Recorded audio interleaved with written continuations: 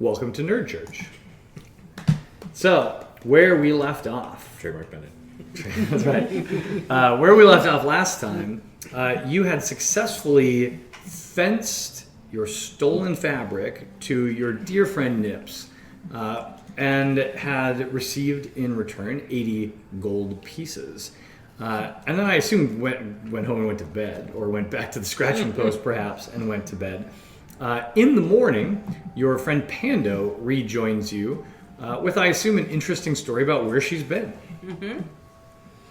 So thanks for the break, guys. It's not often that Hanson is touring in this area. Fantasy Hanson. Fantasy Hanson. Mm-hmm. They were wonderful, as usual. Got the shirt to prove it. So thanks for that. It was quite an adventure. Hazy memory of it, but the music was great. I like it.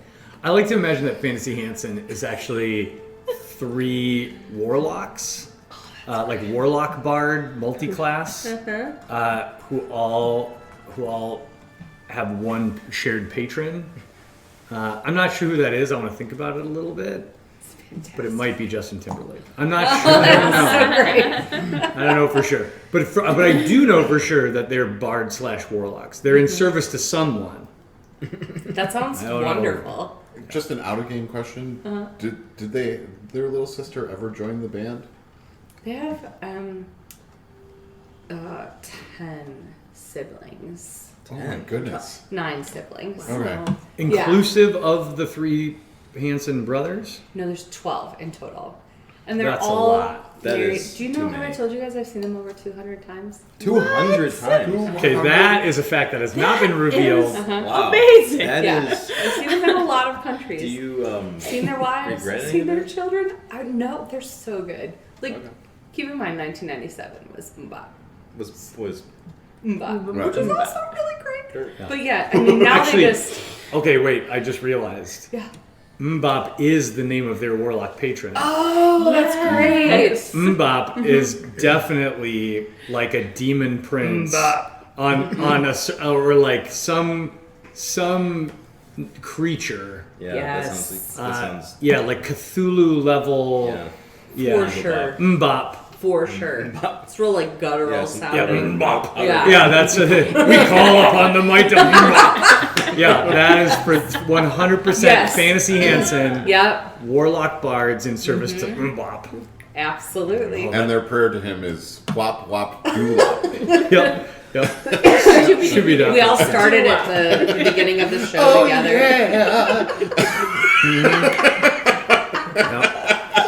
And then a 12-year-old is sacrificed on the altar. Yep. Oh Long, my long goodness. What if I told you that was 4 in 1997?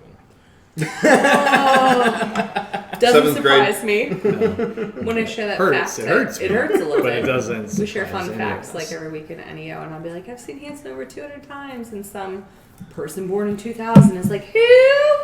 You're gonna win 2 truths and a lie every time. Hanson's as old as Yes, you are. some interns like Hanson's as old as my dad. Yeah, I'm gonna sacrifice you on that altar to Fantasy Hanson. Give me my Stark coat because I have to chop somebody's head off. So all of you roll a wisdom saving throw to see how you deal with the shock of not knowing that Fantasy Hanson was in town and you missed it. Oh, how sad. They'll fail. Which It's automatic fail. I shouldn't even make you roll. The DC is too high. It's a 17. Fail. 15. Fail. Take 16 points of psychic damage. Which dice is it?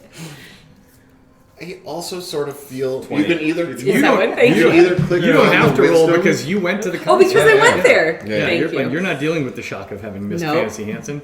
You saw Fantasy Hanson It's in a all 2 because their I'm not glory. shocked. I was there. All your glory. So, you awake in the morning. Pando rejoins you, fills you in on this sick concert that she attended at the amphitheater. Sure. Yeah, Coliseum. probably. I Yeah. was gonna say they're definitely selling a Coliseum. Yeah, at the Chukip Coliseum. It's on the north end of the island. You got to actually hike out there. Yeah. Most of it's open air unless you get the good seats. Those are covered. You can camp out outside of it. Yeah, you know, and you it's a have to big when thing. Fantasy Yeah. Hanson's in town. You Yeah, have don't to. think you're just gonna walk up and buy tickets day up. And that's why I was gone for such a long time, because you got to get the good seats. You got to camp out. Yeah. We haven't seen a crowd like this since Fantasy Hanson came here last time. Fantasy Dave Matthews Band. Fantasy Dave Matthews Band. All right, no. All of a sudden they got This Dave, cannot and be then the all whole of a sudden- episode. No, I'm putting a hard pause on it. This cannot become the whole episode, although it is delightful and maybe a spin-off podcast. Fantasy VH1. All right. We rejoin our party as they consider what to do with their day. I will remind you have a few little errands you've kind of been messing with, but let me dangle some plot hooks out there for you. So one of you has paperwork yet to collect and pay for, so that you can be illegally present in the city. You still have not collected your payment from Nell the Knoll, which who knows exactly how that's going to work out. You haven't necessarily fulfilled your contract until those goods show up in the market, and today is market day. Wadi Wadi Hanzo left an open-ended offer for you to send a courier to his house if you wanted to talk to him at some point. And other than that, you talked to a sort of shady character in a bar on the docks about constructing a magical device. I don't think that's fully resolved, and you've got Discredited sorcerer or something. yeah, and I know you've got, and by you I mean Potom has a project in the works.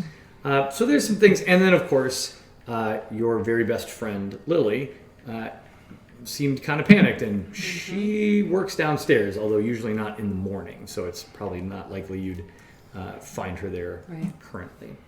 So, team, how are you going to spend your day? It's, I would say, mid-morning at this point, like 9-ish. I mean, ultimately, we have to get you your papers. right? Absolutely, I gotta get over to get my papers. Yeah. I wouldn't mind Honestly, doing I that can't even first. remember how much I owe. You do remember, which, because you were working with a tabaxi named Chetney Yes. at the Chutney. shop called Perfect Papers. Yes. You already paid 35 gold pieces to get papers in 2 days. That has been more than 2 days, and so those papers should be ready for you to recover from Chetney, and is awaiting 50 more gold if you want a copy of those records placed officially in the Hall of Records illicitly. All right. Well, I presently have our collective 80 gold pieces for the. That was our payment. So we did get paid that 80 gold? No, you collected that money from No. Nip's Nips. contact. That's the Nips. That's the Oh, okay. profit from your yeah. fencing. All gravy, baby. Yeah, that's the gravy. So Um, we have not collected our. Since How much are we getting again from? 30, 35, 30. There's 30 more coming 30 upon 30 more. your successful For completion each of it. of them? Total. Total. Yeah. so that question that I asked you, do we just want to call that a even? Because I don't remember how much I Right. gave you in the first place and how much I took from you last time. I'm sure we could probably. Also, I know. your little obsidian puzzle box, Yes. buzzing. Oh, yeah. Oh. I'm sure it is. It knows something is up. Can you remind me of your obsidian puzzle box? I'm trying to remember what was revealed.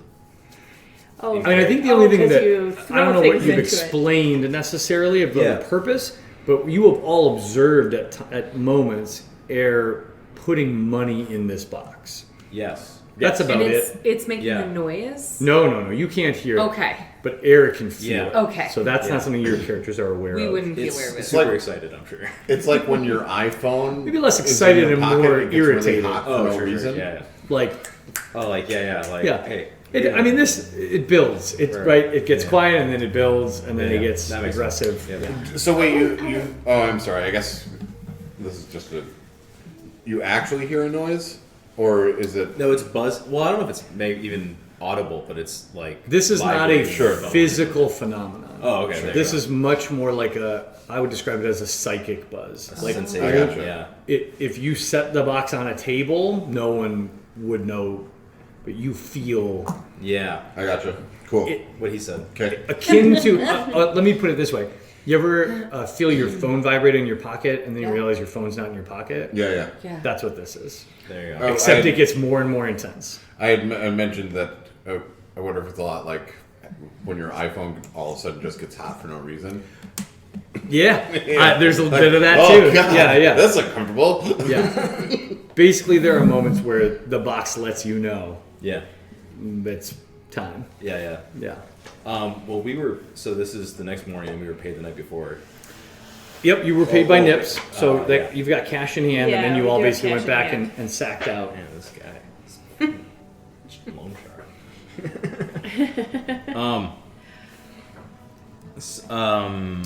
I try to ignore it for the time being. Fair. Yeah. Power. That's all. That's the only power I have. No, that's fine. I mean, right now it's not a problem, and I would say from long experience at this point Not the first time it's happened. that this level is Yeah. it's not a problem, Yeah. but there is a point at which it has more serious effects. Yep. I'm sure it does. Yep. So Okay. Potom just suggests I only need 6 gold pieces from the payment. You guys split the rest, but Potom only needs 6 gold pieces. Okay. I was just gonna 20p. It's 80 gold, so I was just gonna split it 4 ways and call it a day. But I don't know why you're looking at me. The DM Well, has that's- little interest in That's the way, splitting your that's the way that money. I'm looking. That's yeah. Do I earn any of this? I feel like I didn't no, do but anything. we are ambivalent. Oh, I was sort of like, do we need? Here's my other question: do we need to keep like some in a common pot?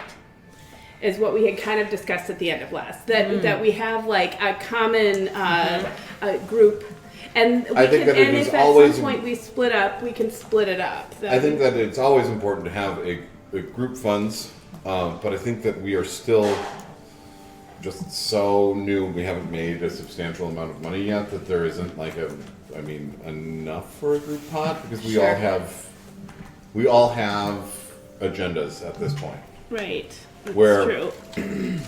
You know, after like once you're established and you're like level 4 and your agenda is the group agenda. Okay. So maybe we take care of the paperwork, I- Lily, like those things, and then we go, okay. Right. I mean, I am feeling very pressed to just get this 50 gold pieces paid so I can have my paper. It's advantage to all of us, honestly. if Agreed. Which I also feel like that is like a group agenda point, which is why Potom only needs 6 gold to do what he needs to do to get this shipment ready to be sent off. So, it's Oh wait. Or did I owe that wizard more money?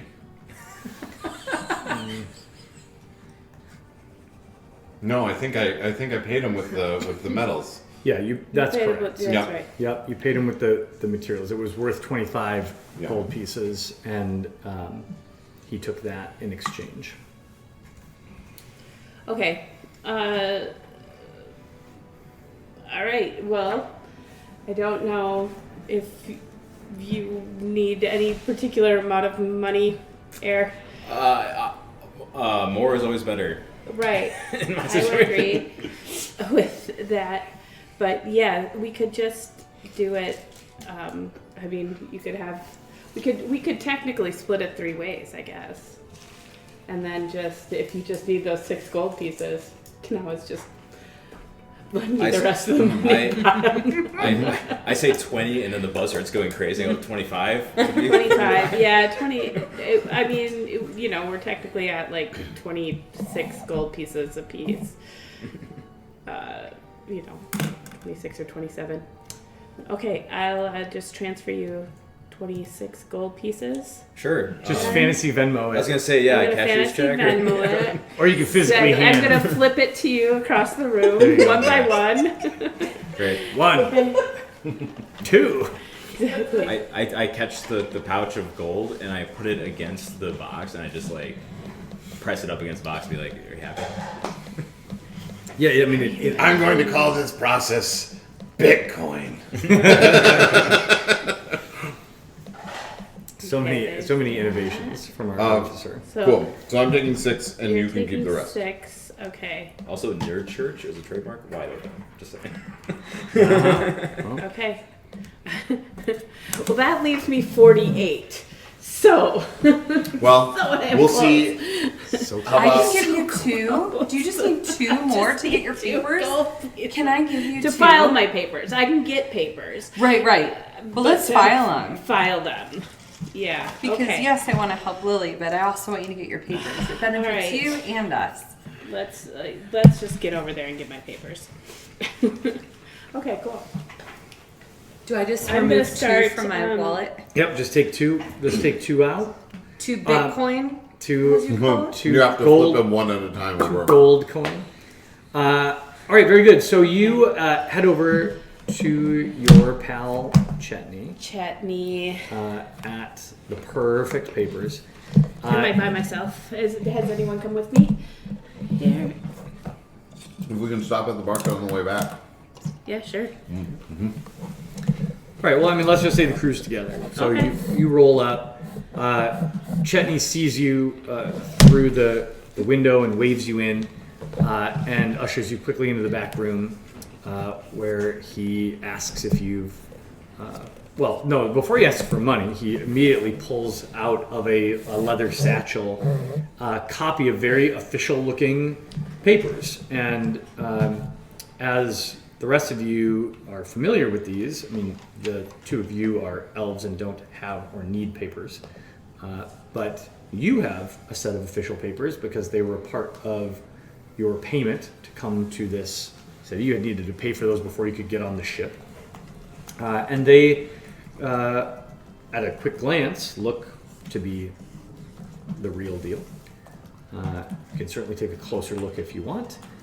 But Chetney hands you those, wrapped in a small leather thong, and says, "Was there further business you were interested in? We had discussed the possibility of placing a copy in the official records."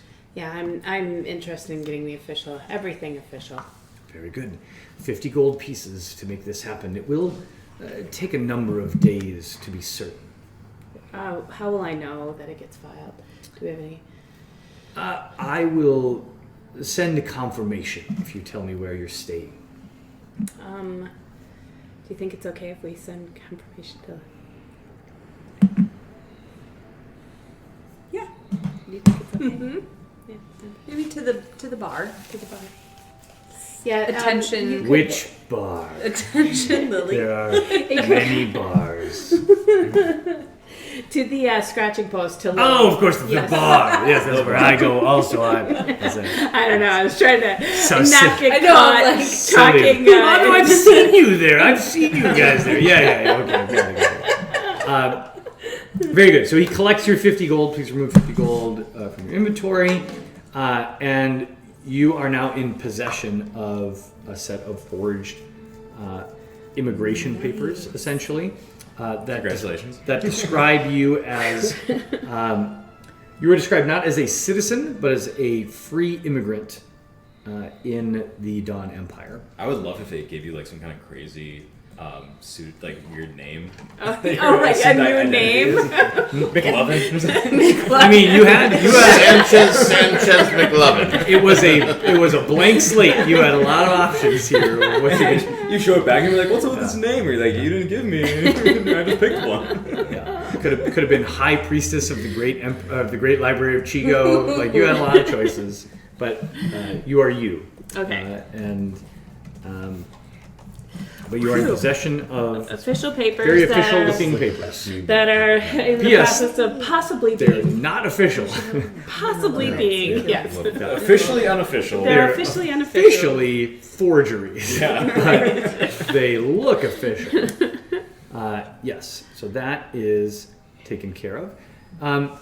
As you all step out of the shop, having completed this errand, it is heading towards late morning, and you can hear the rising noise of the bustle of market day a couple streets up, because you're in the mercantile district, and on that main promenade, market day is in full swing.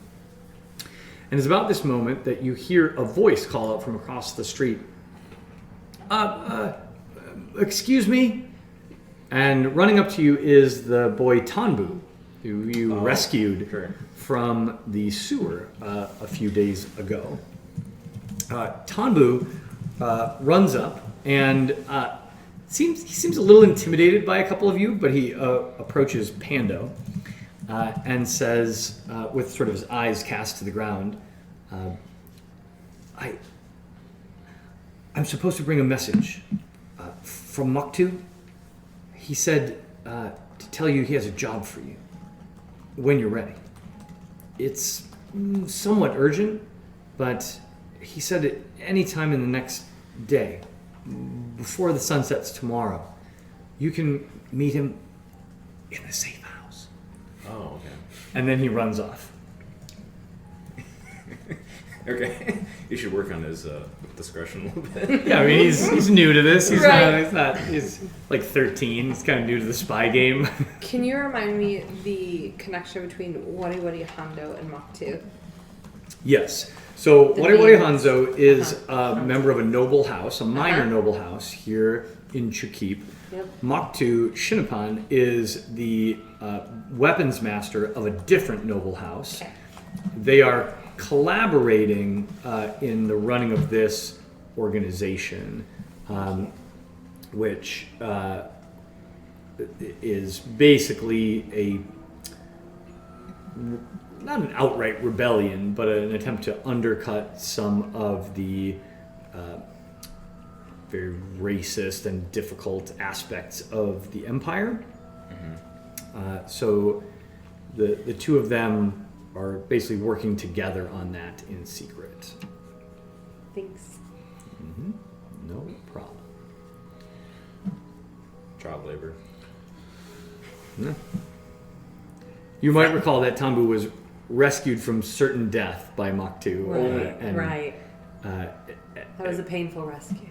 no, you all rescued him also from certain death, but the reason... Oh, I think I know when we did. Yeah. Yeah, the only reason he's there is because of. But the reason Tanbu is in service to this shadowy organization in the first place is that Moktu saved him from essentially being executed for a minor crime. Right. And he basically swore undying loyalty to him as like a 9-year-old and has been running errands for the organization since then. And the mission you saved him from was his first like grown-up mission that didn't go super well. All I'm saying is it sounds a little exploitative. Is all I'm saying. I'm not discounting your judgment of it by any means, but that's what that is. So that happened. So what's up? Did everyone Friends. else hear? Even though he Yeah, wanted no, to- everybody Okay. could tell. Yeah, he you was were here. like I said, he was very just. He was Just like, like, come get it. Friends, before we go to the safe house, there is something of dire importance that I need to complete. Okay. And if you help me, we can get it done faster and get to the safe house, but it is of dire importance that I get this package that I took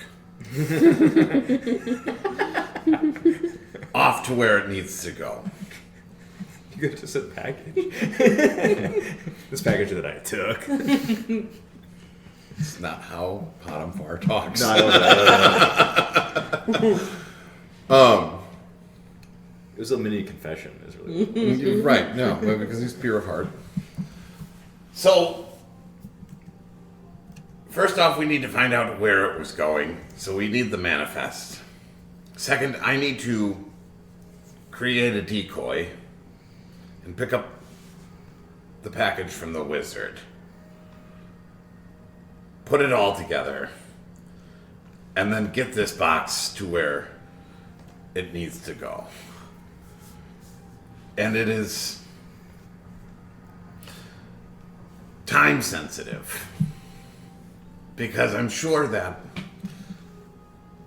they've realized it's missing. Or they're at least looking for it at this point. Okay. Where do you need to go first?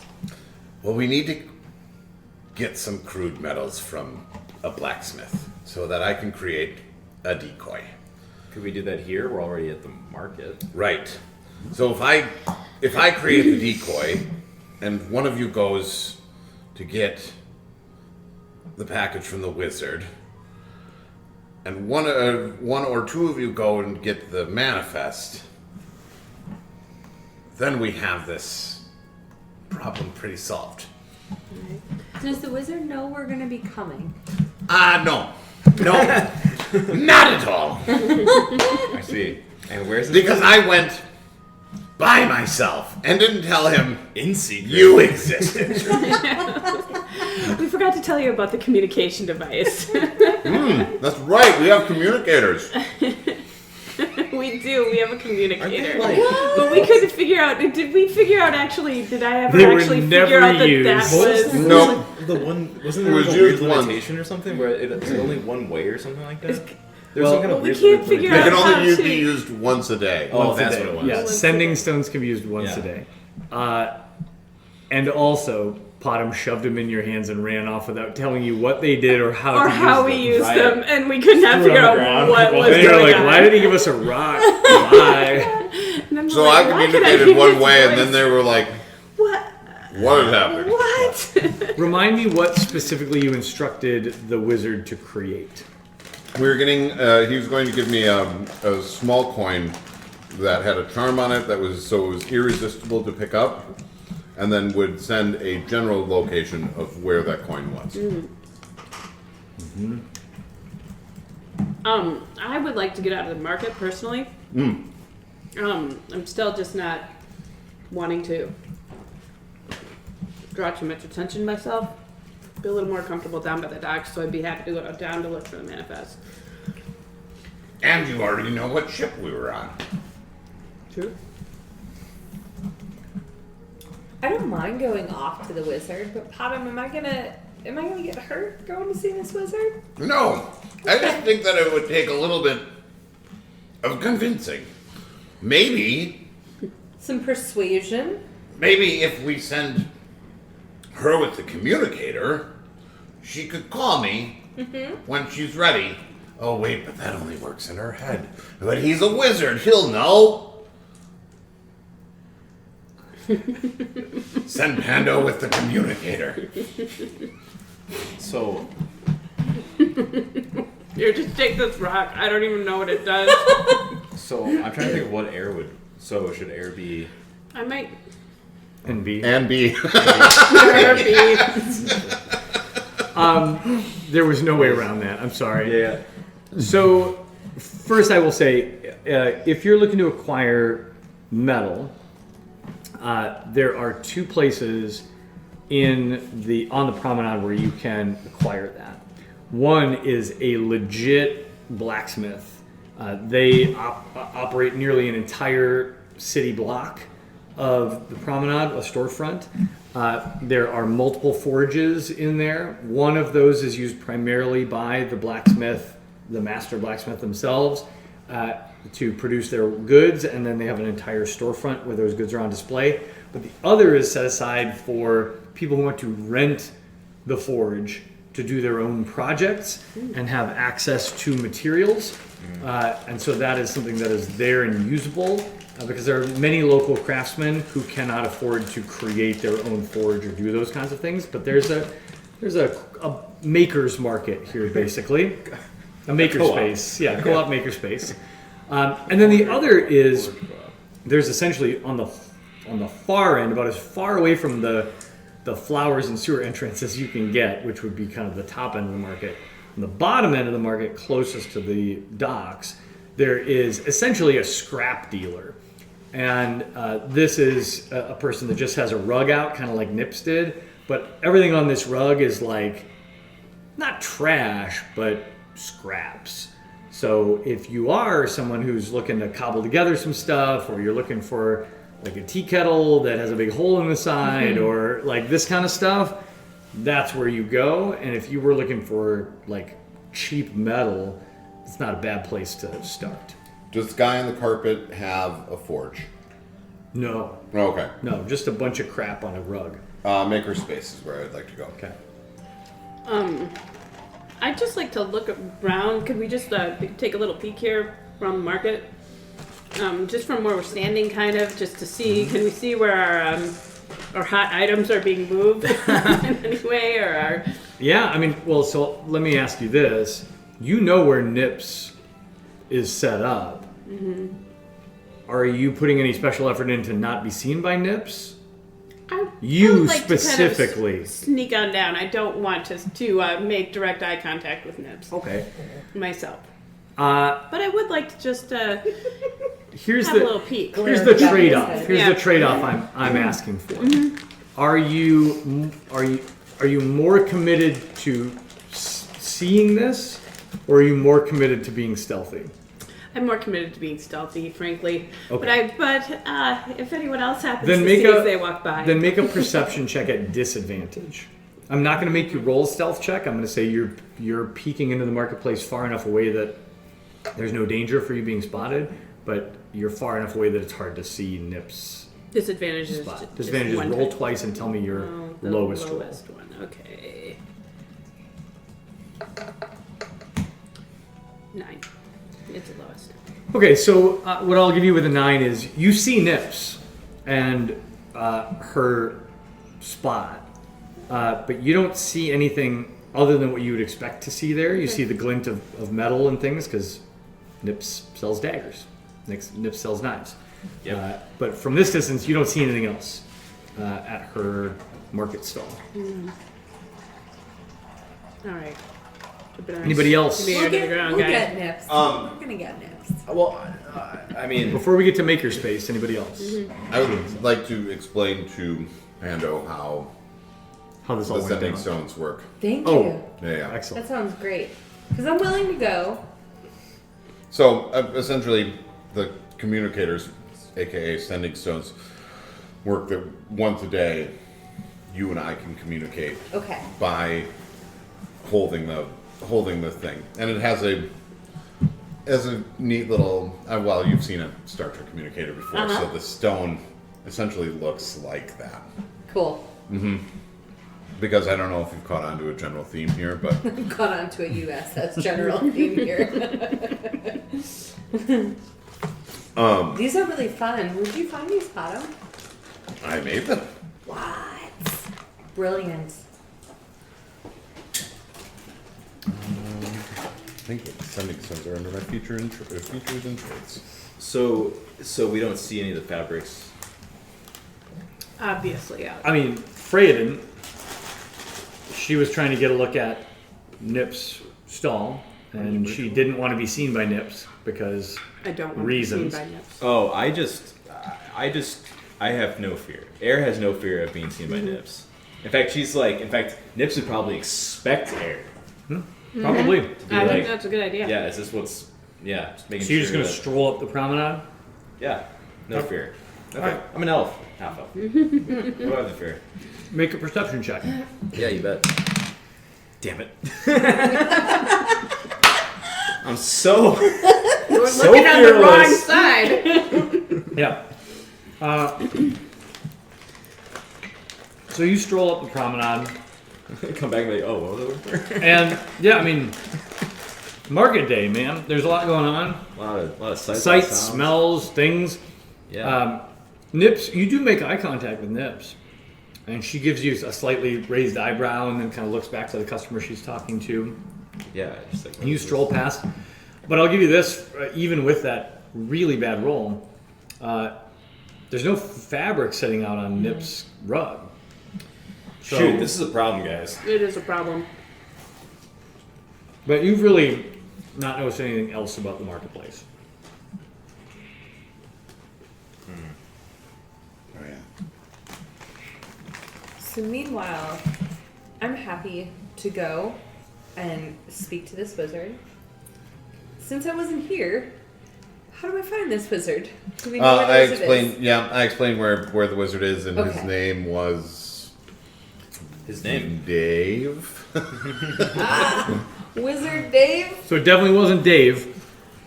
However, I'd have to go to the recording to remember his name. 'Cause Oh, Too late, I wrote it in pen. I have notes, but not name notes. Dave is the McDonald's of wizards. He just shows up in every campaign. Dave's not here, man. So the wizard you're seeking is a I didn't write his name down either. sort of discredited former noble elf who now lives in a very rundown apartment above a very crusty dockside bar Okay. right on the docks. It's not hard to find, and he is awaiting anyone at the top of the stairs because you don't know this, but he doesn't leave that room ever for any reason. And so it's not hard for you to find him with a little bit of direction from Potter. Perfect. And when you arrive, the door is closed. The door to his room is closed when you get to the top of the stairs. I knock. I turn away and I walk away. Hello, Wizard Dave? There's no Dave here. The door creaks open slightly, and you see a distinguished looking but bedraggled elf, high elf. Looks like he hasn't shaved in a long time, or bathed. And yeah, it's ripe in this room. Now, the elvish version of BO, I think, is like. I picture it being like fruity. Yeah, it's more like figs, right? Like the figs are starting to turn, but they Right. haven't turned. It's not bad. It's not like dwarven BO where you're like core. But as for an elf, you're like, woof, what is this guy's been out for a minute? And he peeks out and he sees you and he immediately slams the door. Wizard Dave, I'm a friend of Potum's. I don't know that name. Very tiny, charming. Rocky. May have Charming is the word we're looks like reaching for here. looks like a that's Panda's perspective. Looks like a boulder. Looks like a stone. You hear kind of a half choking laugh, and he goes, "Charming." Yeah, I remember the little Rocky runt. All right, what? You're here for the? Okay, and he opens the door. Said, "You're here for the commission."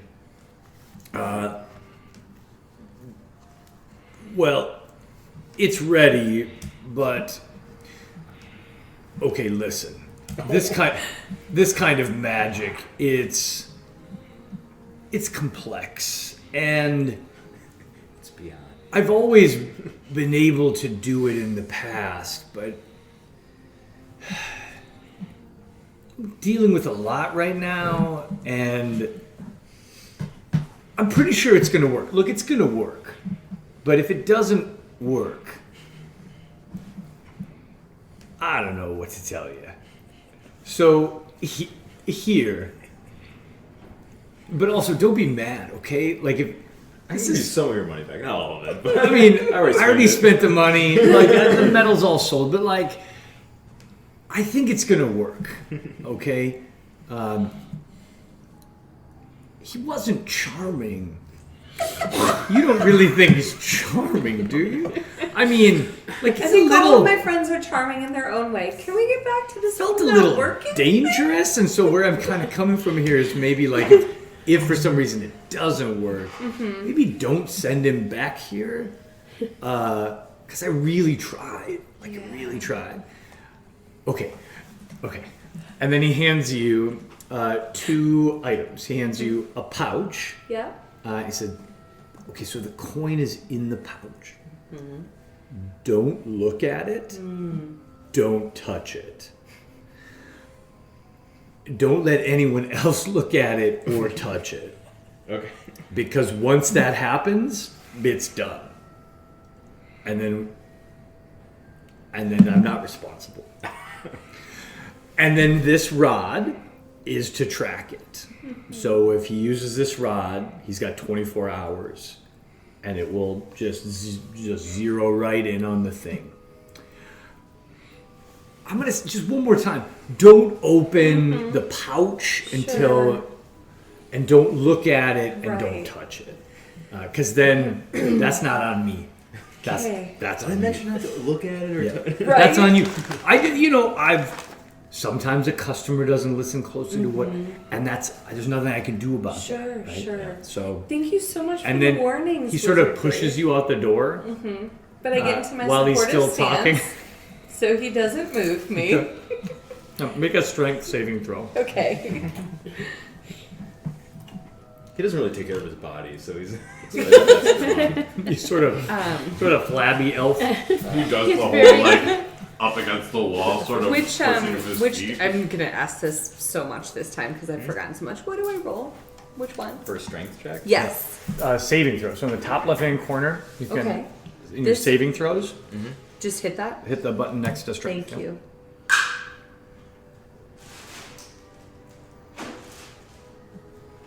Ten.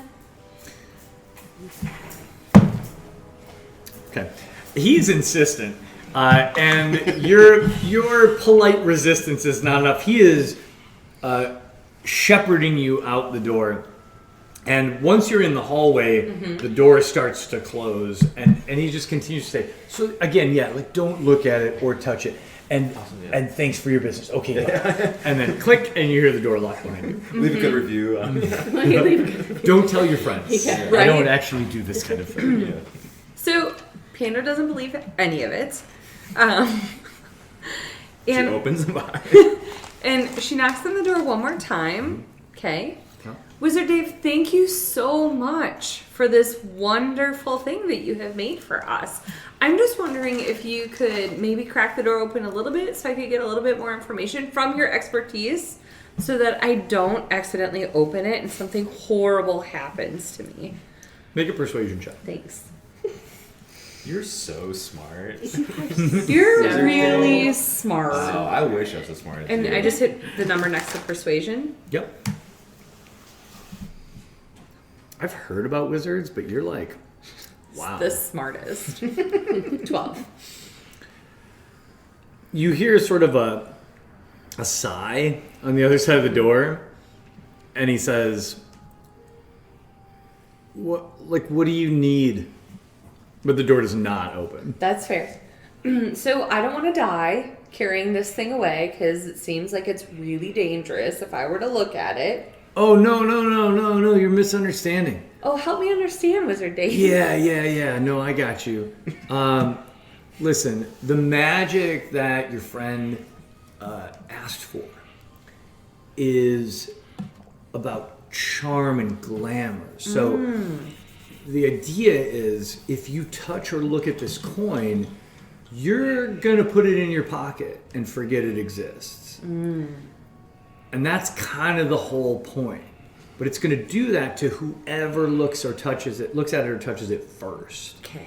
So you'll spoil it, is what I'm saying, if you do that. There's nothing dangerous about this. Like trust me, he came and he wanted something dangerous, and I was like, no. But what I did make is like a one-shot deal. It's potent, and it's going to work.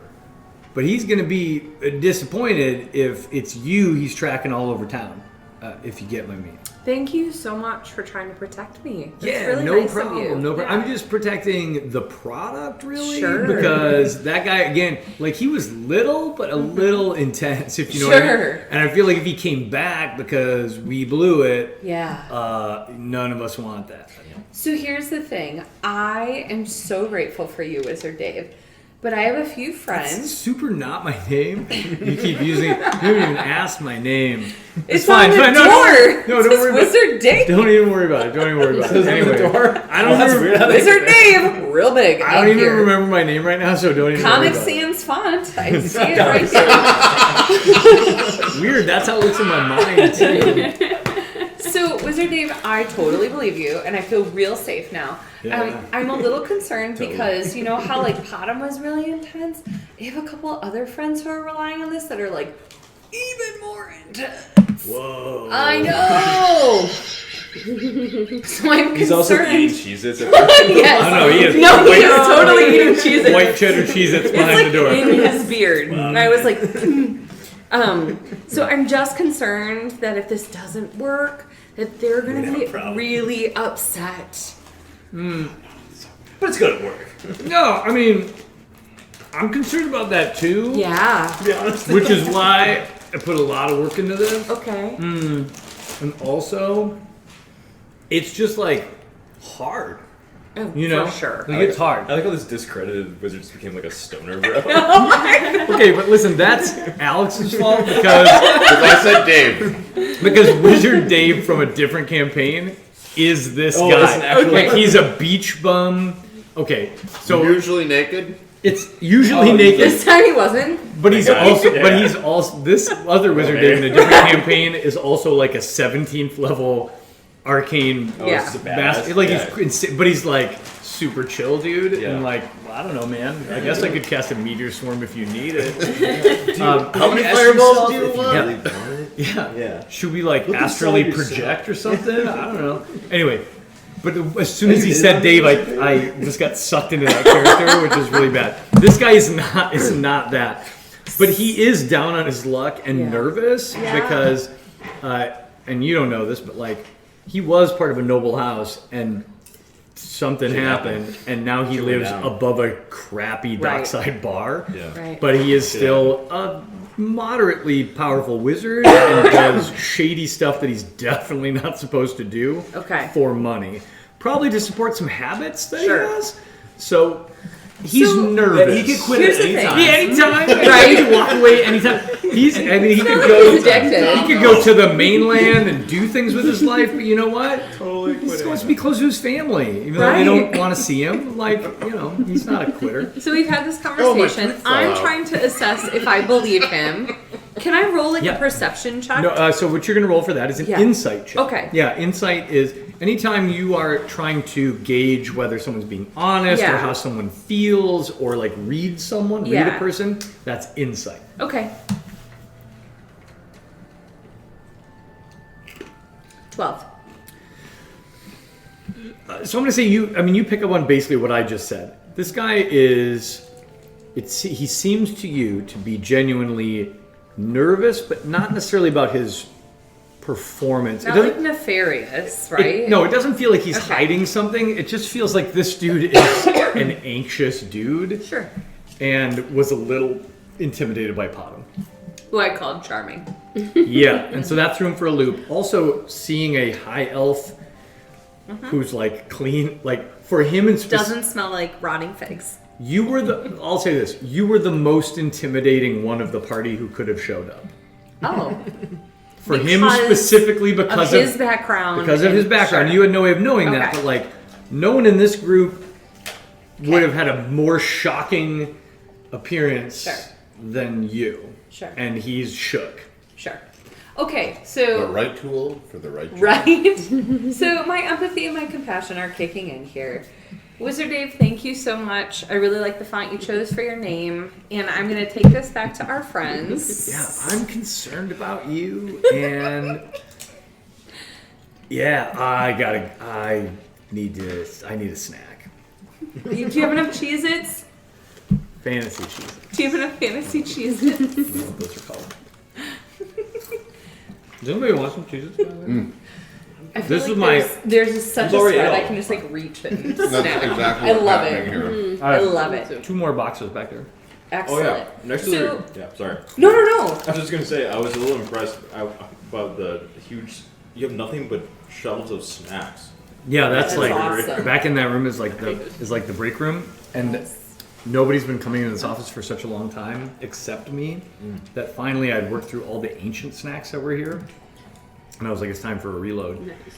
It has not been my job to order snacks for focus training for a very long time, so when I did, I was like, okay, we're getting all the things I like. This is great. Fruit leathers, white cheddar Cheez-Its, Sun Chips, Sour Patch Kids, which don't exist anymore, by the way. You might have noticed there aren't any in there. That's because I bought a 2.5 pound bag of them and destroyed them in a month, which is not good for you. But you know what? It's done. Do you have any skin left on the inside of your mouth? No. It's just raw. I just find it funny Just that bleeding. that each drawer is individually labeled snacks. So you don't I'm bother never putting looking at other that. things in there. Yeah, Only don't put- snacks. This is where snacks go. Yeah. Just so we're clear. So Pando believes that this could very well be exactly what Potom is looking for. Pando doesn't really know how to use the sending stone, so she was like thinking about it, and then she was like, Well, let's explain to you. So you could use it to call him if you want. sure, but I'm also like, this is just the beginning of the day. Are we gonna need this later on? So That's not wrong. I'm just weighing the risk benefit here. Yeah. And so I mean, you received 2 items Yes. that you were told were what Yeah. was paid for. And I get the sense that I intimidate the hell out of this person. And so, should things go sideways, I'm very comfortable coming back. Which I think is not a common experience for Pando. I don't think there's been a lot of moments No, where she's like, she's kind of feeling a little like I just inflated. intimidated the heck out of this Right. person. But that dude was shook. Yeah. All right, so I'm heading back to my friends. All right. While this errand was being run, you headed to the makerspace, right? And the folks there tell you somebody's on the forge right now, so you need to wait a little while if you'd like to use it. But you could peruse the materials that we have. Where are your interns? Your students. The apprentices.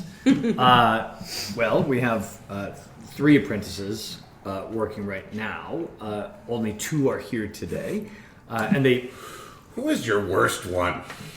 The worst apprentice? Well, we try not to say it out loud, but Really want to Who needs It's- the most experience? it's definitely Troy. Yeah, and they point at a pudgy human kid. And there's not a lot of humans, by the way. I don't know if we've talked about this. No. There's not a lot of humans in Chukip. But there is one pudgy human kid here at the makerspace named Troy. And Troy is the oldest apprentice by like 3 years. He's also unfireable because his father, like, He's an ambassador. yeah. Yeah, His name is 100%. Brad, and he's 100%. Yep. 100%. Nope, Have we I'm said that Brad is white? Really white. I found the name of Dave. You mean Dave? Ruto Zenta. Oh, yes. Wow, that is nothing. Who lives above the broken shell. broken shell. Here's the fun thing. I have notes. They're just not well organized. Yeah. So Ruto Zenta, who is actually a sorcerer, not a wizard. I was gonna say I had Yeah, him written also. down as a sorcerer. I Yeah, just didn't- lives above the broken shell right down by the docks. Ruto Zenta. Fallen noble Ruto Zenta. All right. Man. He was probably even more Although I offended that really could enjoyed the call whole him Dave scene. As it turns out, I am gonna put comic sans. as something that was a character feature for Red, is just me. I'm very bad with names. I could get by with it for Red, but if every single one of my characters was like, no, this character's name is this now. Yeah. Yeah.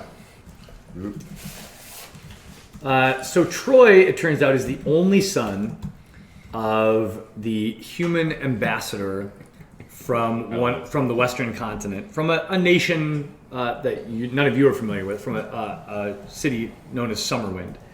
I know you're familiar with it. I got you. The rest of you.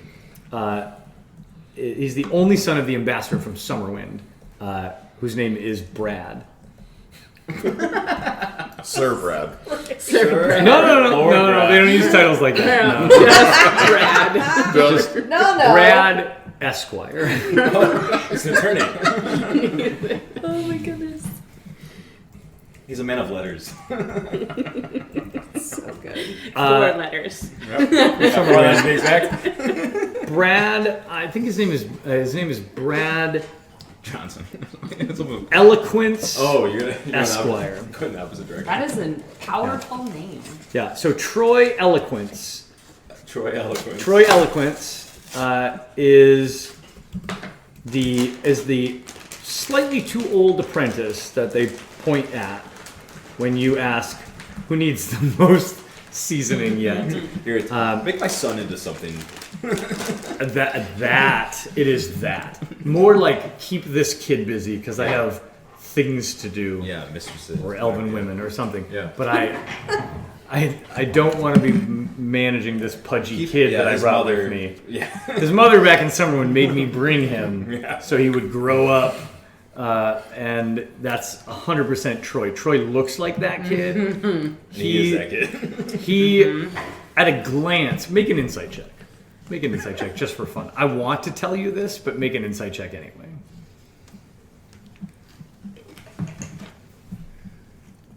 Oh, 5. Okay, so with a 5, all you're really getting from this kid is that he looks frustrated. He's in the middle of trying to do a thing right now, and you know, because you're good at things, that the thing he's trying to do is not hard. It just isn't. He's trying to get 2 pieces of different metal to join. And he's not done what you need to do to make it join. But he clearly doesn't know why it's not joining. Both pieces are hot. And he's squishing them together. And he's hitting it a bunch of times with the hammer. And you know, anyone else in this shop knows. But Troy doesn't. And he's pissed about it. And here's the last thing I'll give you with the insight check. He's not just frustrated. He's frustrated at himself. Yeah. Like This he's on just the took a verge. turn. Troy's on the verge of tears. Oh. That's what you see. Oh. So- that's their turn. You're right. Now you just created a person by asking that question, and now you get to deal with them. I love D&D. One last question. Is Troy working on anything for anyone at the moment? Okay, so the elf who is the assistant blacksmith of the shop sighs deeply and dramatically and says, "Troy's not working on anything for anyone. Any importance. Yeah. Troy's available. Excellent. What can I do to help you, sir?" If I may have the attention of Troy for the next hour or so. Please take the attention of Troy. Excellent. I'm going to need just a few rudimentary materials. Just basic scrap pieces. So he gestures to the bins beside them. There are about a dozen bins, ranging of all different types of metal and some kind of other supplies, some basic, like different kinds of minerals and things, flint and other stuff. But in the metal bins, it ranges from very much scrap, like who knows what's in here, just grab bin level, to organized, like this is iron and this is brass and this is, right? There's no precious metals here. Those are stored somewhere else. But for anything you would use to make a lantern or whatever, it's just in the bin and they're labeled by weight, pricing by weight. Sure. So I will go and collect about 3 gold pieces worth of materials, and bring them to Troy, approach Troy. Okay, tell me the purpose of these materials, because you say 3 gold pieces worth. Some of this stuff's super cheap. I'm making a decoy, so I would like Brad to make me Troy. Troy, sorry. I would like Troy to make me the cage that I disassembled out of the materials that I bring him. The 3 gold pieces worth of materials. Okay. You only rolled a 5, but I'm gonna give you this based on contextual clues.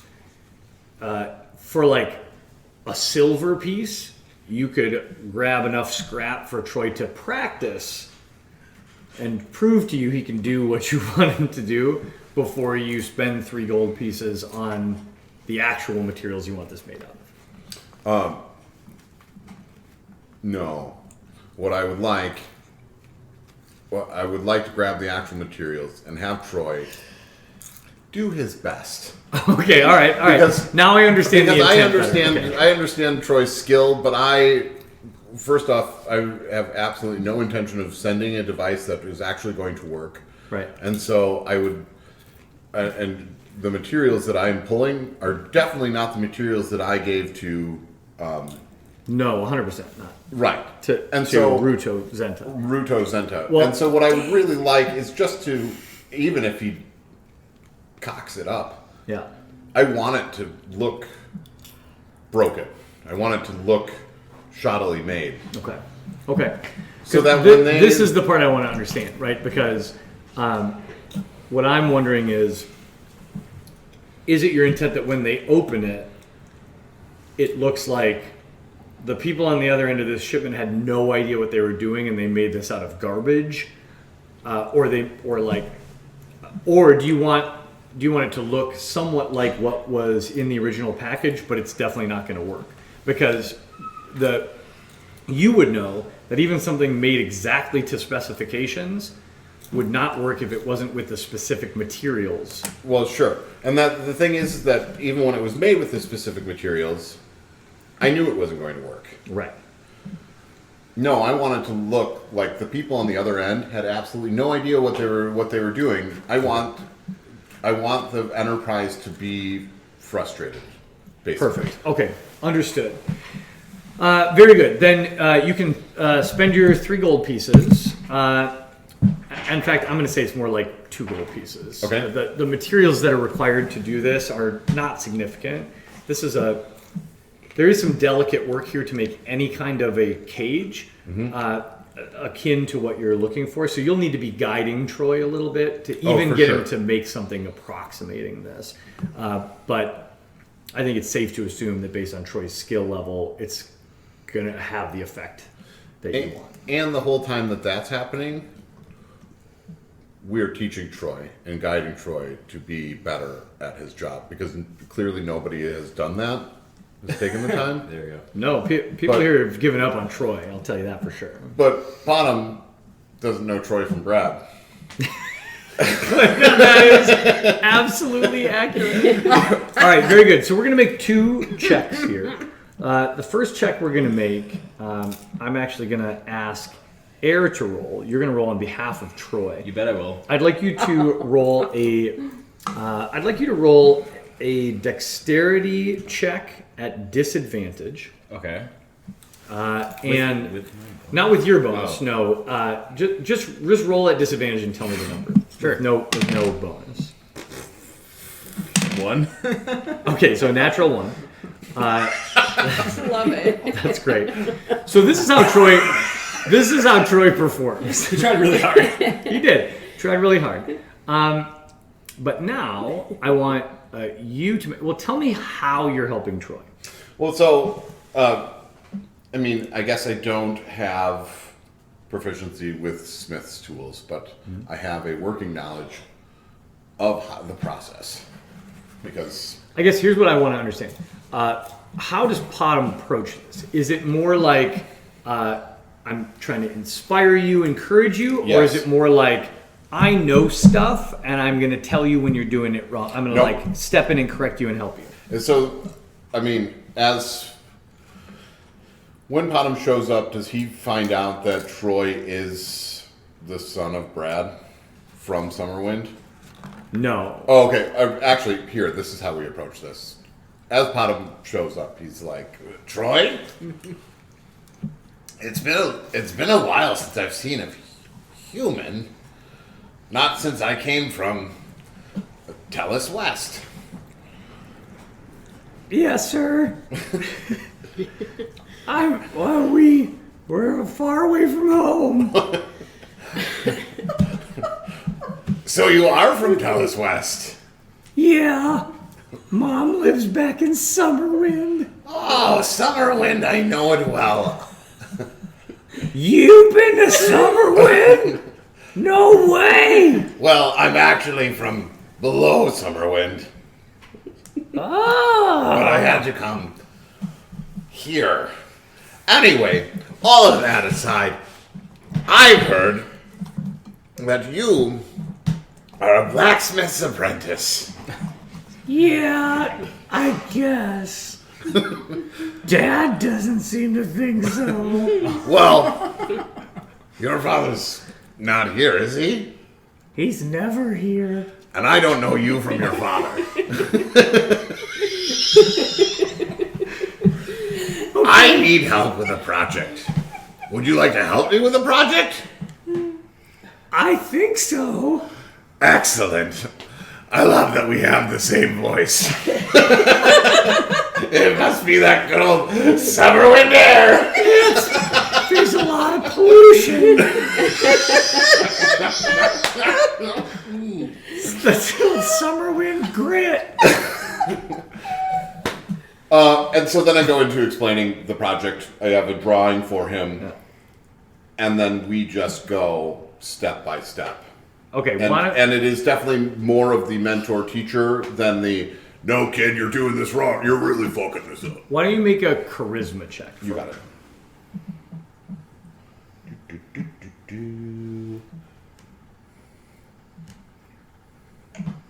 Do you see some of yourself in Troy? Absolutely not. 12. 12. Okay, so Troy is going to produce exactly what I need. So with the 12, I will say you don't like change this kid's life or anything. Like he doesn't come out of his shell or bloom into a beautiful rose.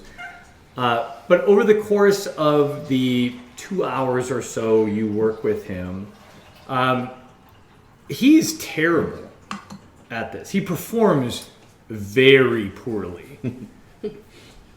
The finished product doesn't look like what you want. It just doesn't. So you've spent this 2 gold pieces, and it stretches the bounds of credulity that anyone in this shadowy enterprise would have put this in a box and shipped it. Like, I'm just telling you, if you use this for your purposes, it's not going to go well. Kid rolled a natural 1. It sucks. There's loose parts. Like, it's not just like, oh, someone poorly put this together. It's like nobody with any skill. Like, they hired nobody to put this together. It's not good. So he fails at this. But it seems to be, based on his reaction, that this might be the first time he's worked on a project in this blacksmith shop where he wasn't constantly berated for his performance and like shit on by the other people here. And he's very disappointed in what he's created because he knows. Like, he's smart. He's not an idiot. He knows this is not what you asked for. But he seems really grateful, like almost puppy level grateful that you haven't cursed him out or even hit him during the course of this process. So here's where you're sitting at the end of 2 hours, is you have something that probably doesn't even do what you were hoping it would do. And a kid who seems willing to keep working for you, but knows he didn't do a good job. Troy, now that we have this, let's do it again. But better. and I place down another 2 gold pieces. Okay.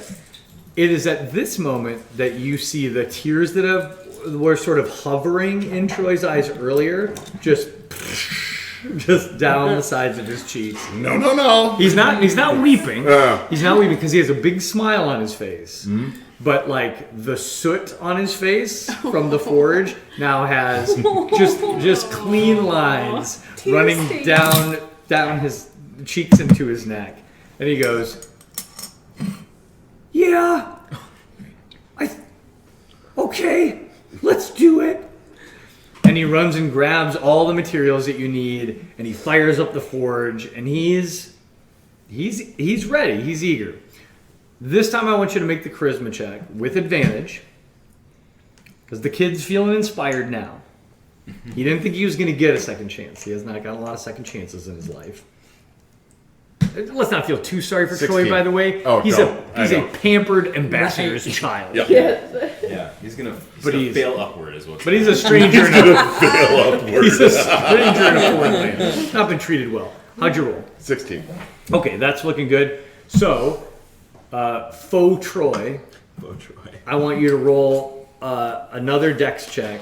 This Yeah. time, not at disadvantage. Just a straight roll. Let's see how Troy performs with his inspiration. 17. 17. How narratively convenient. I mean, it's beautiful. It's a Yeah, beautiful thing when it's this a beautiful happens. thing. So here's the deal. Troy does not become a master artificer under your tutelage. But it was clear that he was paying attention to you the first time around. And he wants to do well this time.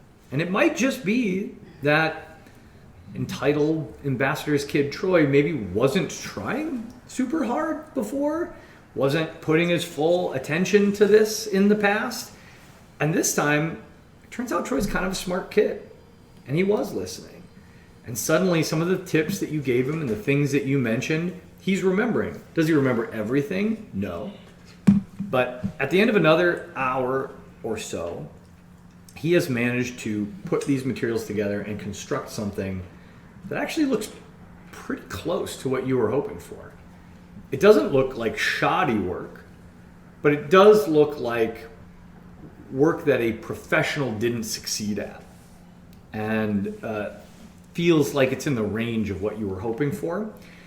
And as he does the final quench on this sort of metal cage that he's created, he holds it up in the tongs and he turns and looks at you. And the firelight from the forge is kind of reflecting off this and his face and his bright little eyes and his pudgy little cheeks. And he goes, huh? I Bitcoin him a gold piece. That is not going to be a verb in this campaign. Let me just shut that down right now. We're not Bitcoining people things. That's not something okay.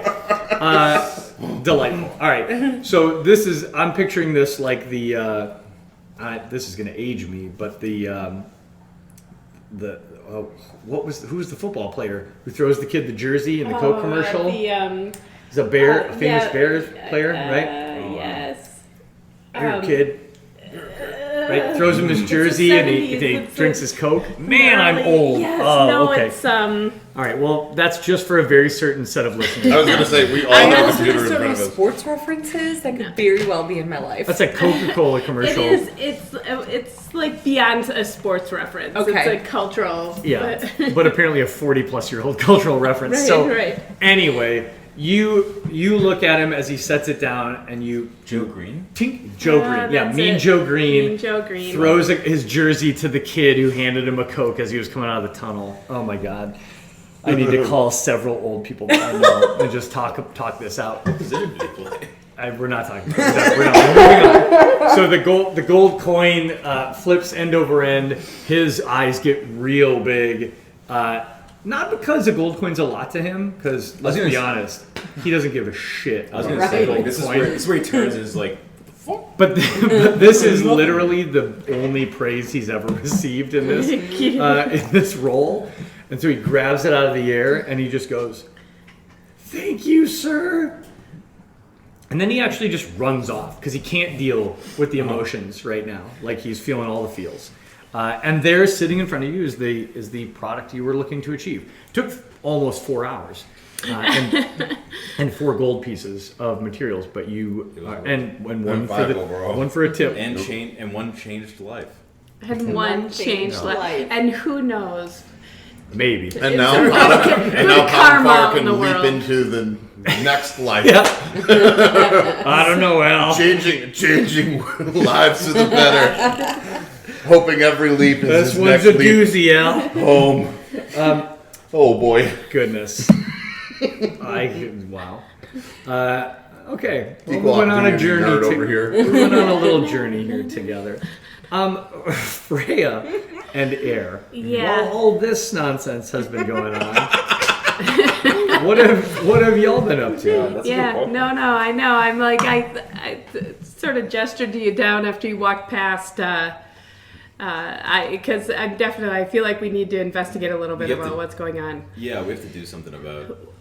Because our whole project may be in jeopardy here. Where are Yeah. these fabrics? Yeah, and Air's invested because now it's her personal reputation. With, Right, exactly. With, That's just what I was gonna say. Nell, It's with Nell. the gender fluid. Yes, Null. gnome. Nell the Gnome. Nell the gnome. They And Clef will the be very Minotaur. upset if you don't deliver. Right. Or at the very least, they won't pay you. Well, Yeah, well, and that's just bad, also, honestly. yeah, but also your reputation straight Yeah. down with that because you did put Yeah, I've yourself gone- on the line here. Yeah, I've gone freelance now, so my reputation is everything. Can we? I pull Freya aside and we're like, Yeah. should we? Oh no, well, you can't. I- You can't approach her or approach Nips. No, I would prefer not to. Can Air? I feel like it would also be weird. Like, do you think Nips would find it strange that Air would approach her after the fact and be like, "Why aren't you selling the stolen goods I sold you?" No, I don't think. I mean, I think the question should be asked. Or the other thing is too. Did Nips? Did Nips go down to the docks? Did Nips? Is Nips doing something with Clef the Minotaur? Is my other question. What if we? I don't know. What if we turn it on Nips and Yeah. Air goes in there and is like, "Hey, where's the fabric? Are you the rat? Or did you turn on us? Did you Oh, there you turn go. us in? What's Yeah. going on here? No, Where's I the think fabric? so. You're not selling it." I don't know. That's Yeah, like I feel like it's the only no, play because I yeah, feel like there. or we just play it really casual, be like, "Oh, Nips, I didn't expect you to see. Didn't expect to see you." Oh yeah. Oh, did you guys? You sold everything already? That's awesome. Oh, that's great. How's business? Yeah. No, I think that might be the approach to take. How's your aunt doing? I know How's your she's- aunt Yeah, I've just been under the weather. Right. Yeah, no, I think we need to ask some questions. I think you should go up and feel it out. Yeah, I feel like in our previous dealings with her, we went all muscle, Yes. and we should just continue that vibe, right? Just like Yeah. all like Maybe Nips, what's up? well, I think we just go and ask the question. I will remind you, Nips doesn't currently associate you, You with- you. No, Yes, that's what I'm saying. no, So I if know. the two of I'm you sorry. roll up No, together, I and we apologize. should keep it that way. No, yes. Because that would blow the lid off the whole. The whole kit thing. and I caboodle. know. I don't want Nips to see me. Nips shouldn't. Yes, Yeah, saying that wrong. Nips should not see me. yeah, we are. Yeah, we're strategizing Yeah, outside of outside. Sure, of it. sure, yeah. We're around the corner. you. Yeah. Okay. Yeah. Yeah. Go. Just Okay. go on up and feel out the situation a little more there. Okay. Air tries to approach in her like coolest, most badass pace, look. Okay. Yep. All right. You strut up to Nips. Yeah, and I go, Nips. So Nips is engaged with a customer right now. Like I care. Multiple daggers in her paws, like flipping them around, positioning them, like describing their keen edges and whatnot. And she kind of gives you the side eye and says, "I'll be right with you." And back to the customer. Air like kind of faux looks at daggers. All right, Not yeah. instead. She's just like Sure. Make a perception check. 17. So you've been in the business of mercantile efforts for a long time. Bet. And at a glance, everything on this side of the rug, absolute garbage. Just low quality, Cheap. almost Hot metal. tin. Yeah, like probably like You drop it, purchased from right? the scrap Yeah. person down the way, and then somebody made it dagger-like, Yeah. and it's been Painted like gold on chromed. it. Yeah, like it's everything here. On the other side of the rug, you can tell there's a couple then they're right by her feet, like very close to her, that are probably actually high quality. But like you were used to very rapidly appraising the value of a set of goods. That was Yeah. literally your job for a long time. Yeah. And you're like, oh, everything It's within garbage. arm's reach of me is absolute garbage, and it's priced Way above. 400% what it should Markup, what yeah. it should cost. And the dagger's in her hand that she's talking to this customer with right now. Toys. Absolute garbage. Yeah. Yeah. Like kitchen utensils, not weapons for battle. Yeah, Air just like rolls her eyes and just like drops it. Just like, So a couple moments later, Nips pockets the 20 gold pieces from the dagger that she just sold, and as this customer walks away, she's, come again soon and tell all your friends. Nips sells fine blades here every second day on the promenade. And then she turns back to you and says, unusual for us to be making contact so soon after our business is complete. Is this necessary? no, of course not. I was just conducting other business in the promenade, of course. So perhaps you're in the market for a fine weapon. Not today. I'm sorry. Very good. Then how may I serve you? Just asking how it looks like you weren't selling any of the fabrics. Must have been a good sale.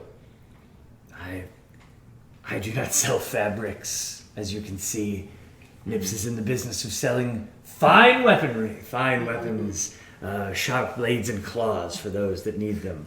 Yeah. I'm not. The goods you're referring to would look very out of place on my rug, wouldn't you say? Possibly. I think, me and my associates, we're more concerned about considering the high sensitive nature of many of the goods that we deal, we're concerned about where they end up.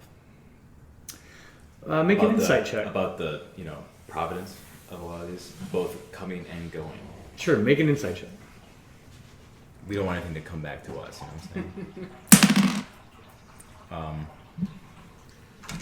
saying? 8, unfortunately. Okay. So Nips pauses for a moment and then says, I see.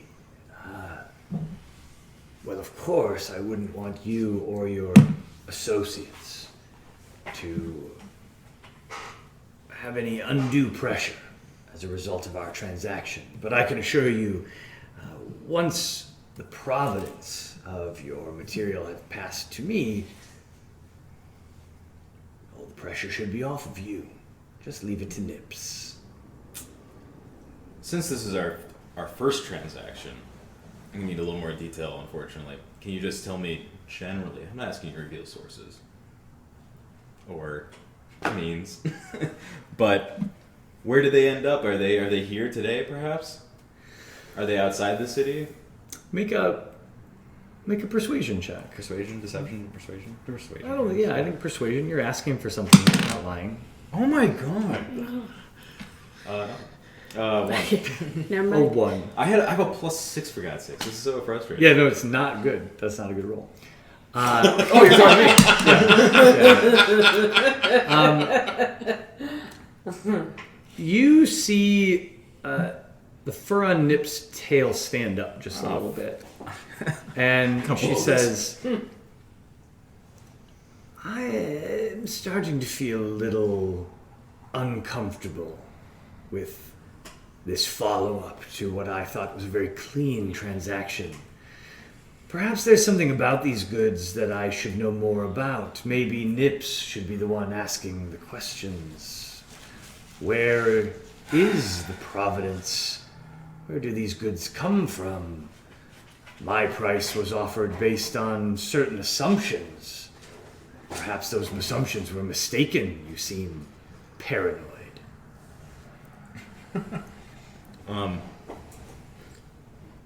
Erin knows that she's been backed into a poor situation. Mostly due to Fate? fate, I guess, or rolls. Yeah. I mean, stuff happens. You make moves, stuff happens. Yeah, well, can't, yeah. Air, she tries to diffuse the situation. Okay. And says,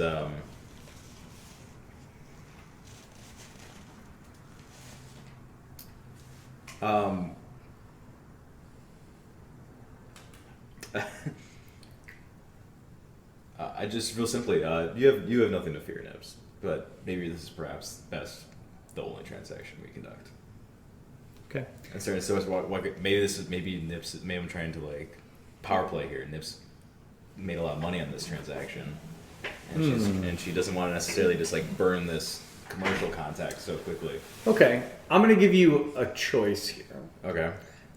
You can make a persuasion check at disadvantage Okay. because she's not feeling favorably towards you right now. Understandably. Or you can make this an intimidation check. Just a straight intimidation check roll. Your call. Oh, I'm gonna do the intimidation. Okay. I think that works out mathematically. Watch me roll a one. Power game. I was just Yeah. gonna say Natural roll well one. because No, but Nips I think that's appropriate for the Yeah. context anyway. God damn it! 7. What the heck? Can I? I think that was a 20 actually. I think I misread it. I think it was rather. I think I saw 20 when I looked. 7, do you have any bonus to intimidation? No, that's what. That's the bonus. Okay, that's with the bonus. Yeah, so you... I tried. Nips gets us again! You stride away from Nips, and all you hear behind you is just sort of a very low... You know what? But she's worried now. She is. She's worried now. I got her on tilt. Well, I've got her right where I want her. I mean, you've got her thinking. Yeah, I mean, I might be Tell you walking that. back with a bag of sand for all I know. So Right. no worries. I better actually check this manifest. No, there's a coin in this pouch. Wonderful. You can feel there's a that looks That's coin. great. That doesn't mean it's a magic coin, but there is a coin in the pouch. I'm hoping. All right, very good. So, Air, you return and report. Bad news. Bad news. So here's how it went. So yeah, basically. Well, look, Nips. She's very good at what she does. Yeah.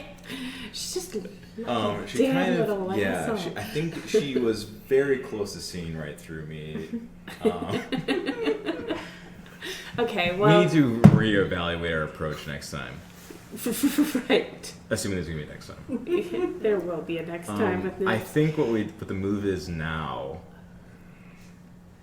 is cursory glance of what fabrics are available in the promenade. I was just gonna say, yeah, maybe. Is there? just And then so I'm I not sure what see. the move is after that. Well, I do need to go down to the docks too and check the manifest. Oh, right. Uh, For a mysterious purpose. for a mysterious purpose. Yeah. what A was thing it? has to go somewhere. A thing has to go somewhere. That's what it is, right? The work is mysterious and important. That's a Severance reference. If you guys watch Yeah, Severance I on don't. TV. No. Oh, I know okay. that you're the third person to mention Severance today alone. Oh, it's so good. We were talking about compassion, resilience, and they were like, if it could only just be like Severance. Oh, it's so good. Highly recommend it. Okay. Yeah, just All right, so we've done some things, Yeah. some successfully, some not so. other. Now, I have a question. yeah. Because magic is kind of like everywhere here, right? And I'm an elf, like I'm a druid elf. I would have sensed some magic on this pouch, right? From sorcerer Rudozenta. No, that's not a thing. That's Okay. not how magic works. Okay. So just because magic is present in a lot of the world doesn't mean that everyone has the ability to sense magic. So to detect magic is a very specific skill and spell that you would need to learn how to cast. If you can cast detect magic, you would be able to see magical auras and interpret the type of magic that is in use Gotcha. on an object. So it would have to be, though, an actual spell Yeah. that I'm slotting. That's not just like inherent to being like a druid elf. No. Okay. Not that smart. Yeah. Gotcha. Now, there are times when you could see a magical effect and interpret what it is, because a lot of people have intellectual knowledge of magic. Okay. And that would be an arcana check, right? So, like, if you Gotcha. see someone wave their hands around and a bunch of dolphins appear out of the air and attack, someone, you'd be like, So I could do understand I know what that just is. happened there? Okay. I think I do. They must have done this thing. Gotcha. That's a thing. Okay. But not just, like, feeling magic intuitively. You can't like sense it. Right. Okay. All right. What a mixed bag today. It is. I know. All right. So at this point, it is getting to be mid-afternoon, I would Well, say, we do with need all to your go. various errands and such. The sun is starting to... Distance Make it- wise, if I made it home, not home, but like Yeah, I think, place. It depends we on didn't where talk- you're headed back to. Are you feel headed like back we to the didn't- scratching post, or trying to meet them in the mercantile? I feel like we didn't talk about that in the first place, but I would imagine that we rally point back at the scratching post. Scratching post. Oh, okay. Yeah, We're very Okay. poor planners, apparently. Yeah. yeah. We just assume everybody Things like I'm like this... walking toward Mercantile. I'm like, Things like this, I'm very scratching comfortable with post. us doing like a flashback. And I don't think it's Scratching post. narratively useful for me Yeah. to like ding You you, guys are every lost. time you forget to say we're gonna meet here. Yeah. So a quick flashback to say we'll meet you at the scratching post.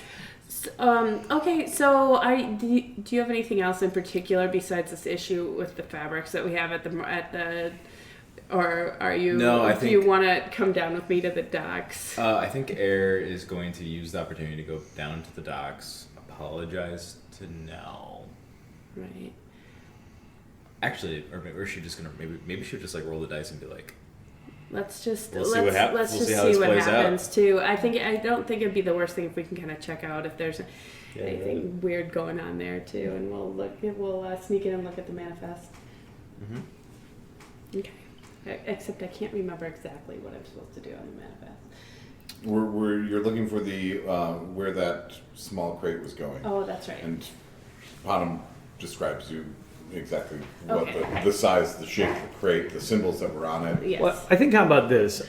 At this point, I think all of you have completed the various errands or sitting and waiting for someone to do a thing that you were doing, and you can all wind up like sitting and waiting for them to fuck it up. 3 p.m. ish back at the scratching post. Okay. And from there, you can kind of decide what you want to do. So, Lily hasn't started her shift yet. but she'll probably be arriving soon. You would expect to see her very shortly. Usually 4 o'clock, she's setting up the bar. That makes sense. So you all rally there, see each other. I don't think you've paid for a room again for tonight, but they haven't sold that room yet. So if you wanted a room here again tonight, you could. But otherwise, you're just gathering in the common space of the scratching post, and now you're all here. Oh, so I did. But I how do much was need- the room? Money, just money. This is money. One money. One money. No, I believe it was. I believe for a single room, it was 5 silver, 5 silver. per night. Cool. I think that Potham just pays that when he comes back in Okay. because Okay. it's brought up to him. Yeah. Yeah, as you come in, the bartender's like, "Hey, you staying again tonight?" And then you toss him 5 silver, and you're good. You Bitcoin him 5 silver. And Yeah. Don't no, we already shut that down. That's not happening.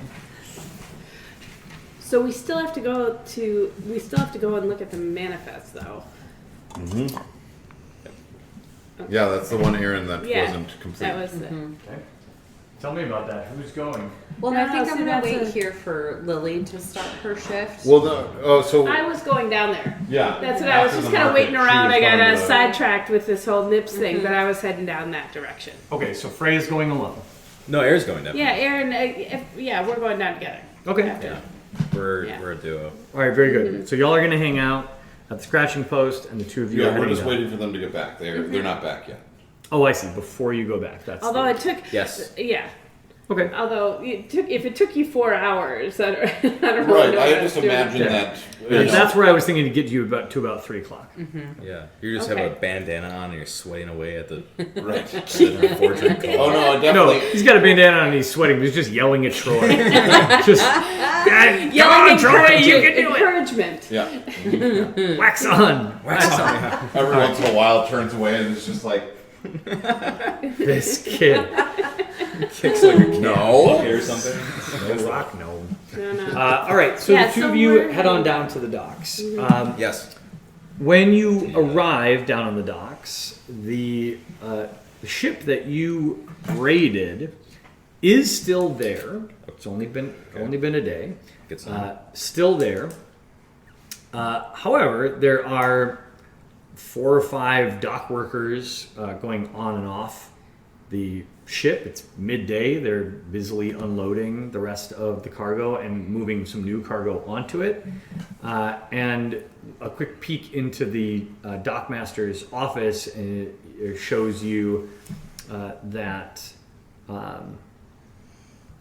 Sorry, too many notes here.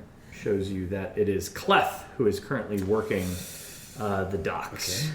Well, I mean, You don't declare. yeah. I mean, it's unusual that he's even here, but Okay. I mean, It's afternoon. okay. That's about Cleth o'clock. Close clock. Happy hour somewhere. So, should I just talk to Cleth here for a minute? And would that give you an opportunity to take a peek at the manifest? If our Sure. friend busy. An interesting point here, too. Actually, I speak Minotaur. Oh, really? Yeah, oh, I how do. convenient. I know. I do speak Minotaur. So I thought, Oh, you can I don't bond with them. Yeah, I don't Big have like a, Big creature. there's not a big creature thing. Yeah. I think I just want Oh, you to knock have your a little head bit of a on. conversation with Nice. Beth. Yeah, so interestingly, on the mainland, the territory that the Dragonborn largely occupy, Uh-huh. your clan's territory, is adjacent to the Minotaur clan's Ooh. Yeah. territory. And so, I mean, long ago, historically, there were some very significant conflicts between the two, but that has largely receded since the Empire made the Minotaurs a vassal state. Okay. Because basically you don't mess with the Empire. So once they were a conquered nation, it really didn't seem prudent to continue raiding them back and Right. forth, because then the Imperial armies would have rolled in and just crushed you. So Right. that's the history there between the Dragonborn and the Minotaur. But And now Minotaur is an elective. Well, I do come. I am from clan leaders too, so Yep. there may have Educated. been some educated. There may have been some diplomatic missions that happened. I think in the noble families of the Dragonborn clans, there was a recognized need for Yeah. that. For Just of course. Just Yep. yeah. So anyway, I'm gonna just head on over and knock on the door. Okay. See what Clef is up to. So the harbor master's office is not large, right? It's almost more like a kiosk, Okay. like a big kiosk, let's say. But there's a desk in there, and it's a small space. And you step inside. Cleth occupies a lot of it. There's a big Minotaur, and by big I mean wide. Okay. Right. So there's still a lot of that Minotaur muscle there. Clearly, at some point, Cleth was, like many Minotaurs, a warrior. Has not been a warrior for a while. So his muscle has sort of spread out, and So he's like Mr. Incredible after he's Right. like become an insurance agent. yeah, yes, yeah. There's a lot of bulk. But it's not really where it used to be. It's not really packaged in the same places. And he's a little jowly for a Minotaur. There's some extra, it's just sort of jowly. And the smell is substantial. Okay. So I'm not too offended by smells. no, I don't think it hurts you, but Yeah. like this room versus the last time you all were here when it was Null the Knoll, and Knolls are not exactly the most like Well, they're known for their. they're not known for being like flowery. Yeah. But The famous public bath. the Knoll Empire, yeah. But So clean. but in this space, what you mostly smell is like BO and sour whiskey. Okay. Is what like spilled whiskey and maybe a little bit of bile. Sure.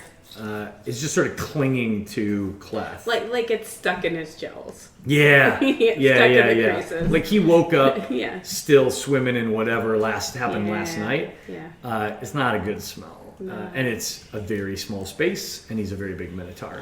Okay. So that's what you're greeted with when you walk in. You're also greeted with very red eyes, blurry sort of red eyes as he looks up at you and goes, "What you want?"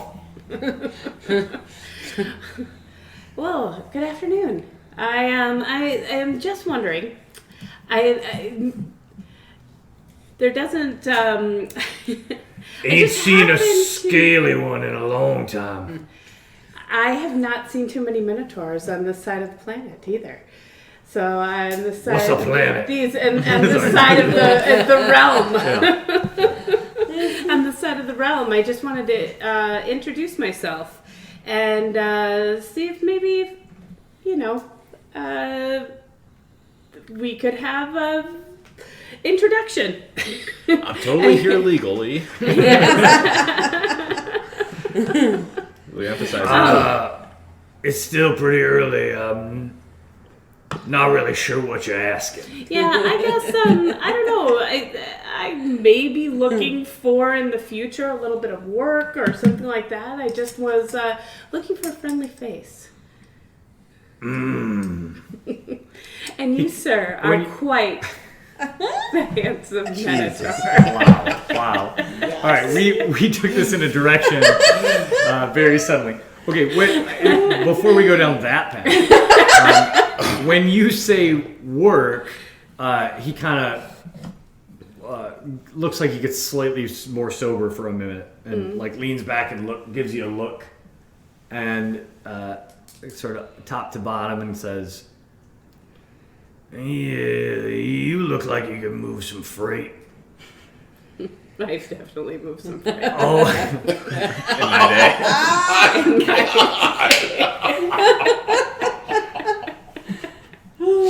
always looking for a pair of good hands down on the docks. Wow, we're here for a minute. You all are making this weird. This is an employer assessing talent. Oh my goodness. I'm just kind of peeking out the door as I talk to him too to see where air is going Okay. and how much time air would need because Right. I honestly don't even. Let's hit pause on this conversation then and cut to air. Okay. Your companion walks into the office and the door slams behind her. What's your move? First of all, I want to assess the distribution of dock workers Okay. on, off, around the boat, the ship. Make an intelligence check. Oh, okay. Okay. I mean, that's fine. Because like you can see everything there is to see, but I think what I think you're looking for here are like patterns, timing. Yeah, do I seem nervous? I'm not nervous. Well, your rolls have been so good all night. 17. Okay. All right. Very good. Yeah. So you watch. You lean back and watch for 30 seconds, a minute, and you can tell a couple things instantly. So most of the offloading is done. There's really just one worker taking some smaller items still off Okay. of the ship, and from the other side of the ship, the far side where you don't have line of sight, there's a lot of large crates and barrels being moved up and queued up to be loaded onto the ship. They haven't started moving them into the hold yet. Okay. They're being queued up on the dock. Okay. And you've been around long enough to get a sense that there's an intermediate step here that's going to happen, which is not like a fancy cleaning or anything, but like the inside of the ship's going to get a quick scrub before new stuff gets put on board. and someone, usually a dock supervisor, basically, is going to do a quick walk of the vessel before the manifest gets changed and replaced with the new stuff as it's being Okay. loaded on. So we got to do that quickly then. Yeah, so basically, like, you've arrived here at the last minute Yeah. for this to happen if you want to get a look at this manifest, or you're going to need to watch where this manifest ends up and get it. So, with an intelligence check of that, that's what I'll give you. Like, Okay. either get on there now and get a peek at this, and really, there's just one dock worker going on and off and on and off right now, or wait till the manifest has been brought off and figure out where it goes and get a look at it there. Okay, well, I think you're inviting me to just jump on the boat. But what I'm doing is presenting you the two options your intellect presented to you. Okay, well, but I do not have a preferred path. Since Air has already done that, been there, done that, she's gonna take the other route and just be a little more passive. Okay. Because it didn't go. I mean, I think we just barely got away with it by the skin of our teeth last time. Yeah, I mean, you basically bribed your way off the ship at the end with a dock Yeah. worker who didn't give a rat's once you Yeah. gave him a gold piece. Yeah, yeah. So I think this time she's going to play it cool and try to keep track of where that old manifest is headed. Okay, very good. So you hang out for a bit. Yeah. While you're hanging out, this conversation with Cleth continues. Here's what I need to know about your conversation with Cleth. He responded to the suggestion that you might be looking for work. You seemed to, right after that, be starting to flirt with Cleth, potentially. I need to know what direction you are taking this. I was just throwing it all out there to see what he grabbed. So we're You place your hand on the small of his on the underside of his yeah. jowl. Oh no. Okay. Oh, so strong. So, where are we heading with this, Freya? No. So I think really, I go with the whole. Maybe at some point I could use a little extra work here too. You know, I'm finishing up a few jobs right now, but I am kind of scoping out potential other employment at this. And is that something that you'd be open to, or if there's something that you're looking for? So, Cleth kind of leans back in his way too small stool, and you hear it groan under the pressure.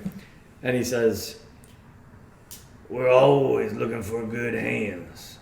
Now, I see you look like you got the muscle to sling some freight. But I always test before I pay. Why don't you come with me?" And he, with great effort, heaves himself out of his stool and muscles his way past you out the door. So you hear the door swing open and Cleth rumbles out, kind of gives you a side glance and goes, "Here." Oh, right, because And- we know each other. Yeah. And then kind of trundles down the dock and takes you in the direction of a much smaller fishing vessel that's at the end of one of the piers. Air makes eye contact with Clef and plays it cool, but then she makes eye contact with Freya and I was like, what the fuck's going on? Yeah. So as you get down to the end of the dock, and the wharf he takes you down is far enough away that, like, ostensibly they're out of sight Okay. of you. So, like, she's essentially cleared the Okay. path at this time. And he kind of gives you this look and he gestures grandly to this little fishing vessel. And sitting on the fishing vessel are some big nets that are full of some still alive and some dead fish. Ballpark, you would guess that each of these nets is holding a couple 100 pounds of fish. Nothing but the freshest. Just came in, and he looks at you and he goes, "Ugh. Get this unloaded into that there wagon. Do that, I don't know what he's looking at. He doesn't have a watch. I was looking at my wrist like it was a watch. But he kind of looks up at the sky and he goes, "Do that before that cloud clears the sun, and I bet we'd have some good work for you. Plus, there'll be 5 silver in it for you." Ooh, 5 silver. 5 silver. And then he steps back and he just like unloads himself on a big crate that's sitting next on the end of the wharf. Does it creak and crack as he sits? Oh yeah, like it strains. This is Pulls out a pipe. 400 pounds of Right, minotaur. right. All right, like minotaurs are big. Yeah. They're big, but this guy's a lot. He's a spherical minotaur, and then once he sits, he reaches in to his sort of hide vest, and he pulls out a big pipe. Looks like it's made from a ram's horn, and he packs it solid with some pretty foul-smelling weed. You can smell it from a distance; it's not even on fire yet. And he snaps his fingers, and he creates a small flame in his hands, and he just smoke starts pouring out of the sides of the ram's horn and out of his nostrils, and then he just. Amazing. And then he just seems to just relax. And he sits back and watches to see what you're going to do. All right. Well, how many nets are there? 16. 16 nets. There's a lot of fish on this boat. Okay. And a quick guess, as you look at the sky, this cloud's going to clear the sun in maybe 20 minutes, 25 minutes. Okay. So well, he set you a task that is somewhat daunting. Okay. No, but not undoable. I mean, we'll see. We'll see. All right. Well, I'm gonna go and grab that first net. All right, very good. Make a strength check for me, please.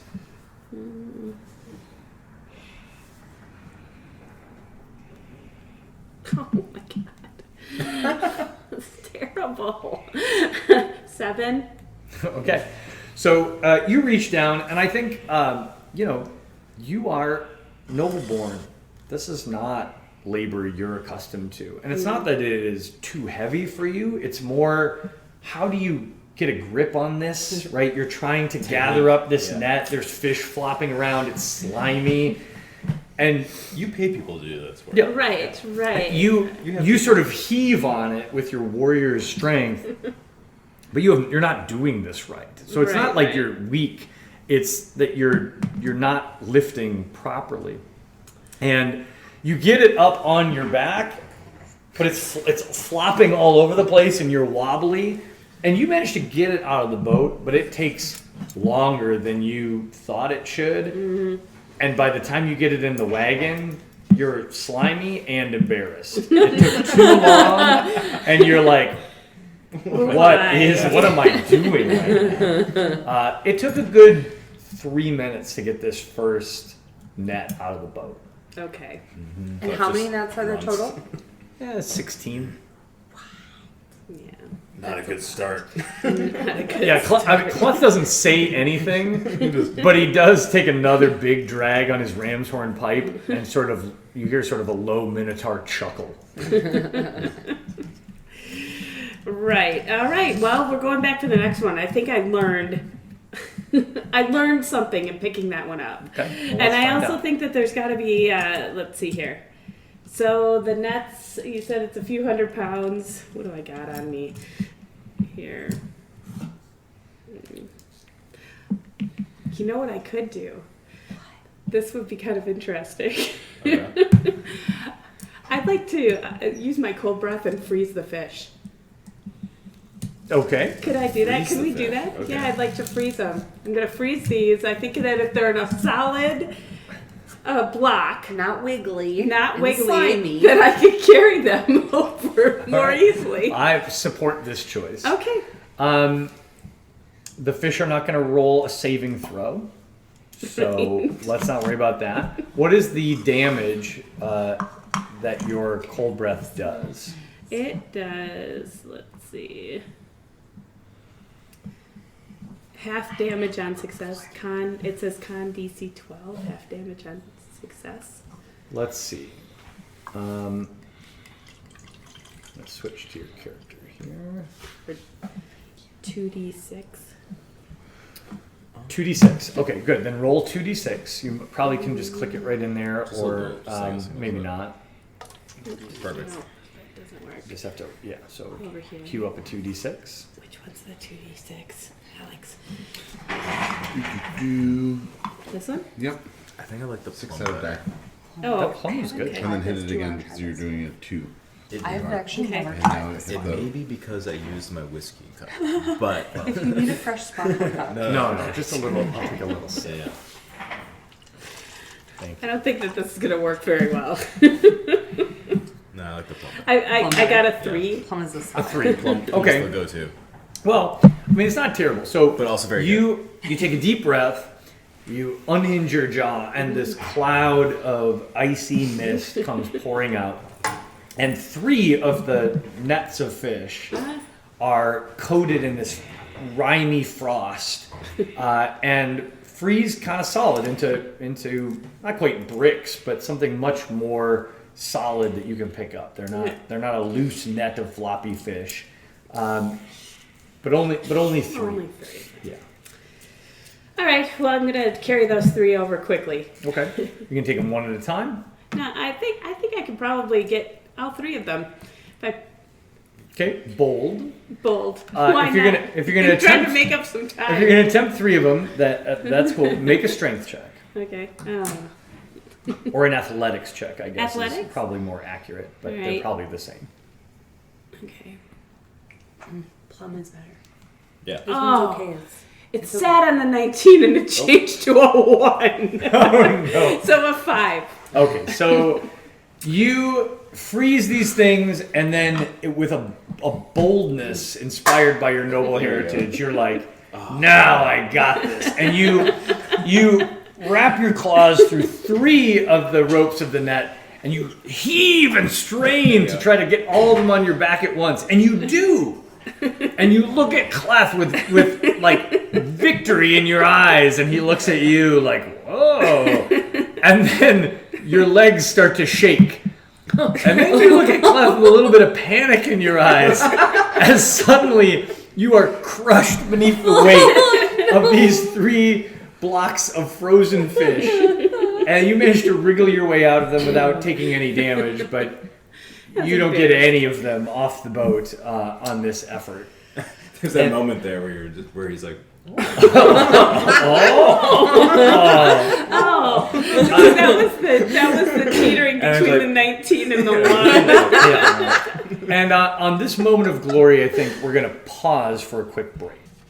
Here we go. So, where we left off, Freya was buried under several hundred pounds of frozen fish. Air, you were scoping out the ship, waiting for final unloading and the exchange of the documents. And the 2 of you were back at the scratching post, awaiting your companions. Let's jump back to Air, because I think as this maybe not super successful unloading of It's successful in that I was just trying to, keep Clef and I were just it all trying to depends hang on, for a while. on what our goal was, right? Is that Totem? Can I see it? You have some time, and as the minutes tick by, and you hear a lot of loud sort of grunting and groaning coming from down the wharf. That's great. But you see the dock worker that you'd been watching come down with what apparently is the last box or barrel, and he kind of gives a nod to another guy who's been standing there waiting, who has basically like a clipboard in hand. holds himself a little. Yeah, looks Yeah. like a really big deal. Oh yeah, real important. Yeah, important relative to the dock worker who he's replacing, who then gives a nod to somebody with basically like a mop and bucket in his hand, and the 2 of them walk up into the ship. The person with the mop and bucket doesn't return right away, but the Other guy comes out probably about 2 minutes later, clipboard in hand, with like a quill, scritching away as he marches down the gangplank, doesn't look up as he's kind of making marks on his clipboard, and heads straight up to the harbor master's office where Clef had recently vacated. So walks basically right past you. Okay. Opens the door, walks inside, closes it behind him. I tell him. Guess you're gonna walk in behind him. Yes. Okay. So just to clarify, this is not a big space, Yep. right? Yep. So are you trying to? Are you gonna look in first and see like what this person's doing, or are you literally just coming like lockstep right behind him? Well, if you put it that way, I guess I will. I'm gonna. This guy walked into a kiosk with windows. Yeah, I'm going to. When he walks past me, I'm going to just form in formation behind him. Okay. Okay. He's gonna keep walking to the office, Yep. and then right as he gets to the office, I break away. Okay. I want to re-describe what this office is. Yep. Oh no, don't worry. I'm going. No, I think I understand. Okay. So like the room we're in this section of the room we're in right now, right here, physically, Yep, this where we is are it. right now. Those two pillars. Imagine there's a wall there where where the door and the windows are that face the dock. Yep. This is all of it. There's nothing more than this right here, right? And there's like a counter Yep. with a desk and some stuff behind it. What I'm thinking is this guy. He's going through the motions. Mm-hmm. He's not looking for anything suspicious. Sure. He does this a dozen times a day. Yeah. So right before he enters the office, now that I know where he's going, Yeah. Air moves, doesn't enter the office, Yeah. obviously, and goes up against, because there's obviously like a counter, a window. Yep. People can approach. Goes up to the side of the window, leans up against the window, acting real cool like, and just keeps a close eye on like what the heck this guy is doing in here. Okay. All right. Cool. Is it your intent to be undetected as you do this, or are Yes, you not but, worrying about that? It's Air's intent to be unnoticed, but through the mechanism of hiding out in the open. Sure. Like, I mean, not being over, not like Yeah, I get. not covering herself with Right. You're not trying to literally hide, but you're trying to be like out of this person's line of sight. and- Yeah, but look in place, in character, non-assuming. Make a stealth check for me. Yeah, I'll do whatever. I'll make any check you wish, sir. Oh, I guess I'll call it a 5. I was definitely It seeing was kind of in the corner. it was. I don't know if it's. I mean, if it's cocked, roll it again. It was. Okay, Yeah. we'll do a solid surface here. 16. Okay. Yeah. So I think you pull off the imagery of this as visualized. This person's head down, focused, doing their thing. Yeah. They open the door. You're like half a step behind them as they step inside. They kind of reach back with a foot, and as they've done 100 times, they kind of kick the door with their foot to close it. You're already through. Here dodges the door. Yeah, they make their way around the countertop, back behind, and they're already head down, facing away from you, pulling one of these sheaves of parchment off and flipping through a file folder for a place to put it. And it basically, there's not a lot of files here, right? Yeah. But there's basically like three or four folders, and they're flipping through and taking this sheet off, and they're placing it in there. And then they're pulling a blank one off of the pile and slapping it on the clipboard.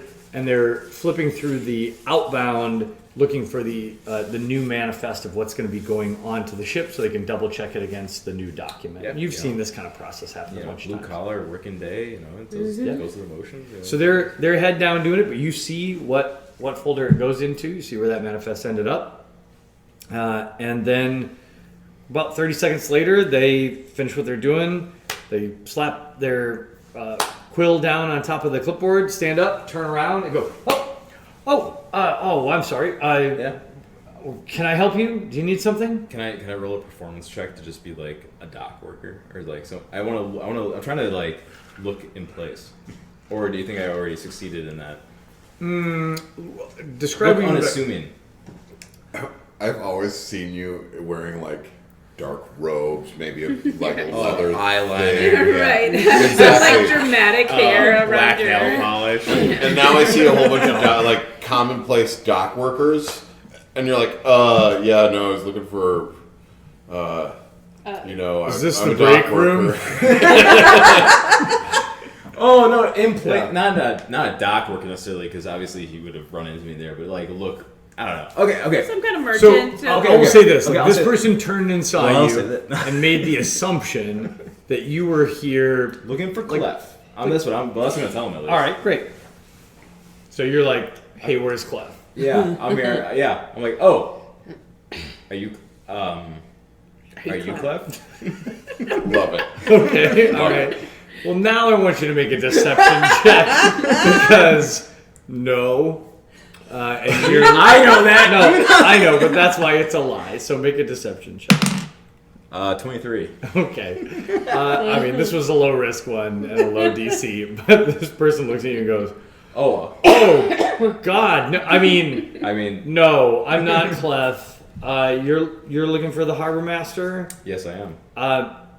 Well, you're in the right place, but I don't know where he is.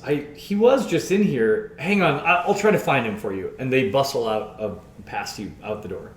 I think that's plenty of time. I don't even try to stop him because it's gonna take him a decent amount of time to even go find Clef because dealing with like frozen fish and crap. And he's Smoking and stoned. So the second Clef's chilling. that door closes, Air makes a beeline to that manifest. Okay. I'm not even going to make you roll for this. Like, you saw exactly where it is. There's no investigation check required. You just reach in and you're just going to grab it. Fold it up, tuck it in to my inside jacket pocket, and I'm just gonna act casual, walk out like nothing happened. Okay. Very good. Done. You grab it. You walk out of the door. The person that you just saw, the sort of assistant to the harbor master, not assistant harbor master, assistant to to the harbor harbor master. master. Clipboard in hand is like looking around about 20 feet away from you. I see him actually, and I go, you know what? I gotta be somewhere. I'll be back tomorrow. Check my wrist sundial. Something. Yeah. No, don't worry about telling Clef. I'll be back tomorrow. Okay, they look kind of confused okay. and step back for a second, but they go, okay, fine. And then they dismiss you like you were never there, and they head up into the ship to And go do back to what their they had to do clockwork. next. Yeah, right back to the work. So yeah, no problem. You've successfully acquired. Nice. I needed a win today. Yes. Yeah. That was a good win. I had a lot of losses. You tangled with Nips. Back to Freya. So Freya's Freya, not having a good day. you are. This fish is still frozen, Yeah. but kind of a lot of time, more time than you hoped had passed. Yeah. Has now passed, and you're now looking at all this fish and wondering, can you really pull this off? And here's what I'll say. Just, I guess I'll offer this to you as a gift. I think it's starting to piss you off a little bit. Yeah.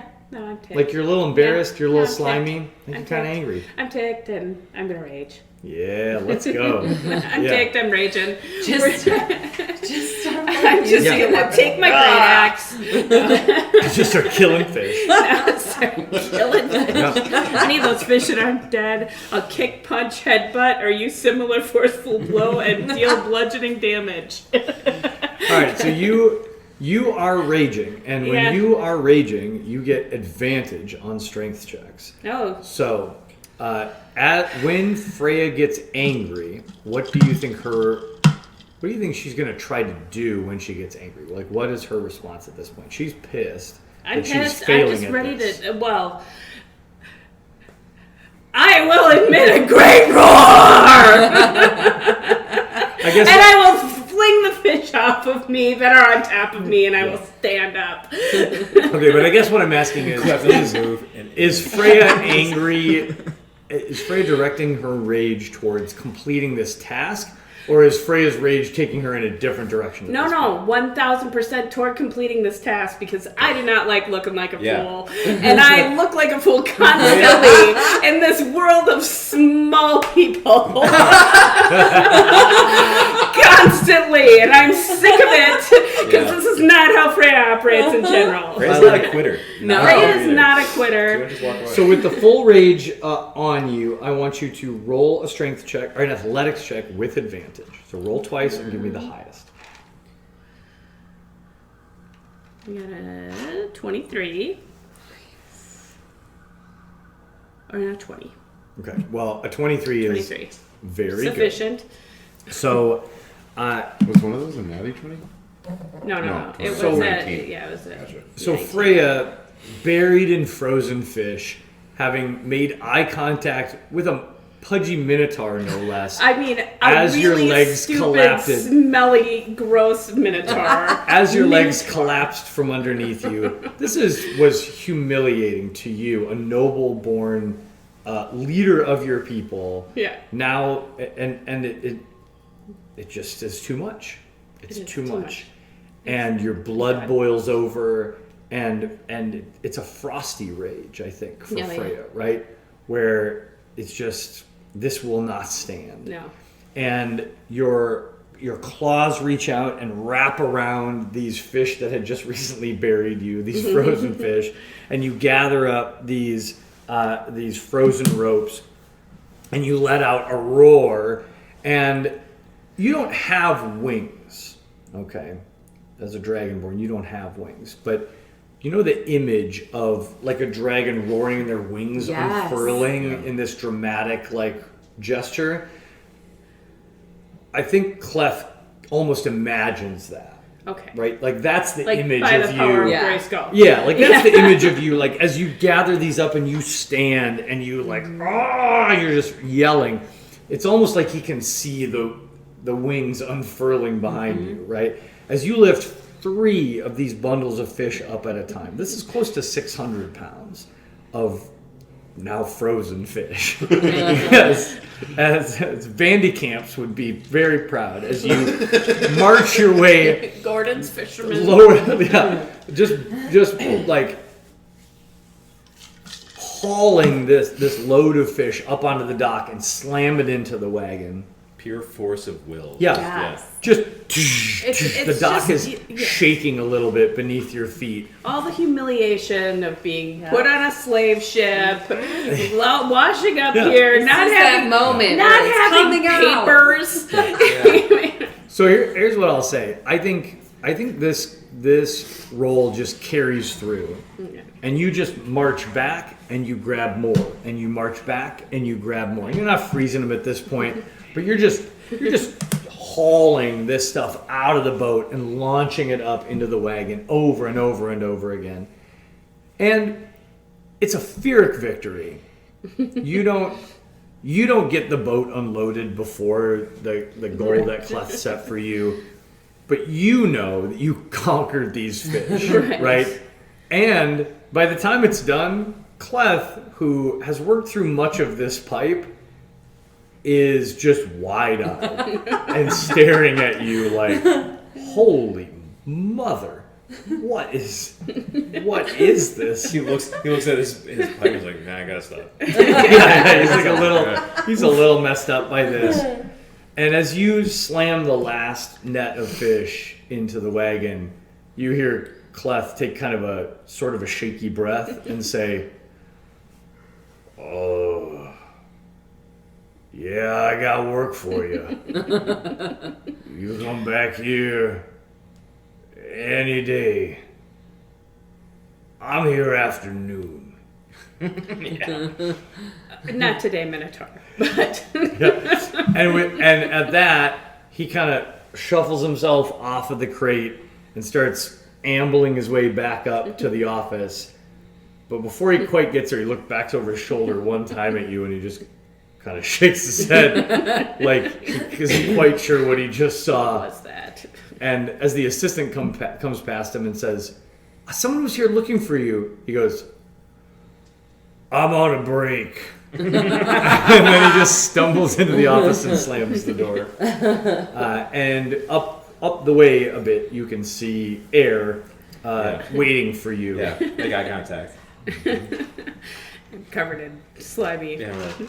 frozen fish. Don't fight I'm pissed. Smoke coming out of your ears. And with that, just frost. with that, the two of you make your way back to the scratching post.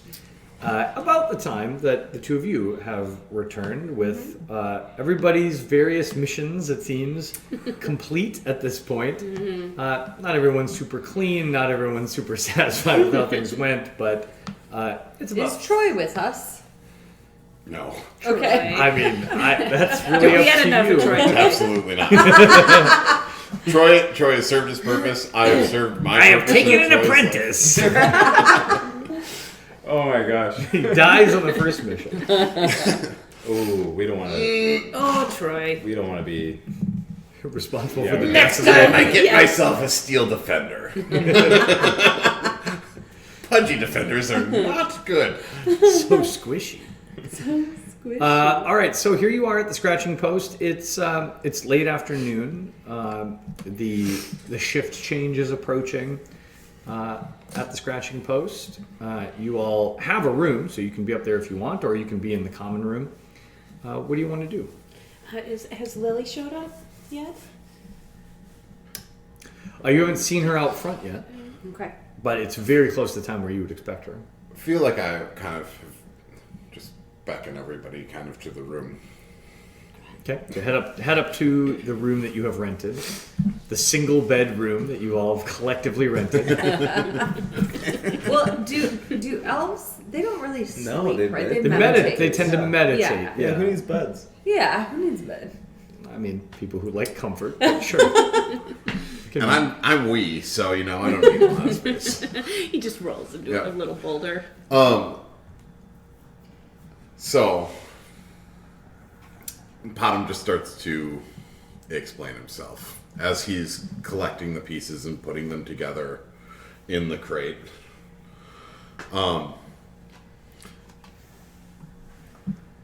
This device wasn't going to work, and now I have made it so hopefully I have broken their confidence in the device altogether. And he puts the piece that Troy made into the box. What they're looking for, well, essentially, is this. And out of his phaser, he pulls a very similar looking device, but definitely more intricate, with a glowing crystal inside of it. And much smaller. Much, much smaller. And with this, well, taking a lantern off of the wall and attaching just a couple of pieces, he puts the device inside, and a homunculus servant springs to life. Piano needs to know what that is. It's a creature. It's just a creature that all of a sudden Potham goes, bring this to, and takes out the bag of holding, Yeah. places it in the servant's hands, and goes, bring this to Pando. And so the servant, which looks now that he's attached a few things. God damn it, Alex. It looks like a very rudimentary version of this. Of course. A lantern with a couple of things attached to it. I call it an exocomp. Of course you do. We've created life and condemned it to servitude. A life of servitude.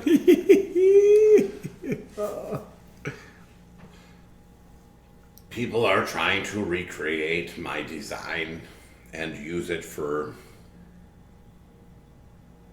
impractical purposes. This is a practical purpose. It is to help. And I can't let my design, I'm here so that my designs don't fall into the wrong hands. But it seems that my designs, that someone is getting close. I need to find out who it is. And so he takes the coin and the rod from you, Hope this is what you need, bud. places the coin pouch into the box, and seals it. And now we need to know where this crate is going. Oh, this is such a great moment if it was like a movie or something. Right.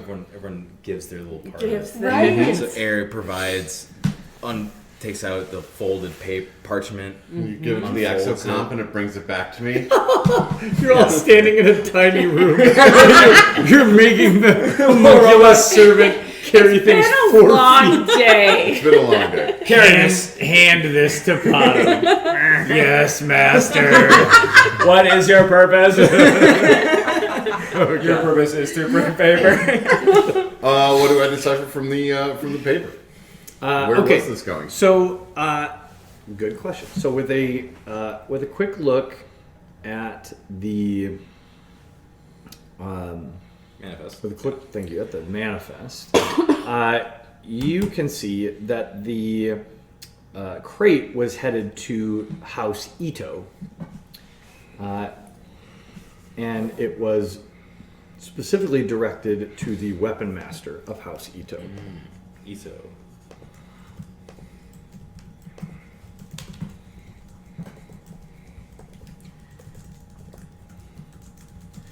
The weapon master's name is not noted on the manifest. It is just That's not our other weapon master friend, is it? that is not Maktu. No. Okay. No, he is the weapon master of a different house And House Ito is here in in Chigo, or in Chukip. Yes, that is one of the local houses. So I should share with you. There are a few houses. There's House Hanzo, which is a minor house. There's House Kirin, which we have discussed, right? Kirin? Mm-hmm. Is that? Yes, Sounds right. it is. Yeah, Kirin. There is, That's cute. which is a more significant house. Kirin is the most powerful or the most influential house in Chukip. There is House Ito, which has more influence than House Hanzo, but less than House Kirin. And there is House Julip, Julip, which is an older house that has fallen out of favor, but is still historically more important than House Hanzo. House Hanzo is Old money. yeah, old money, but probably the carpets are a little ragged, right? Gotcha. And what was or- the fourth? So Hanzo, Kirin, Ito, and Julie. Thank you.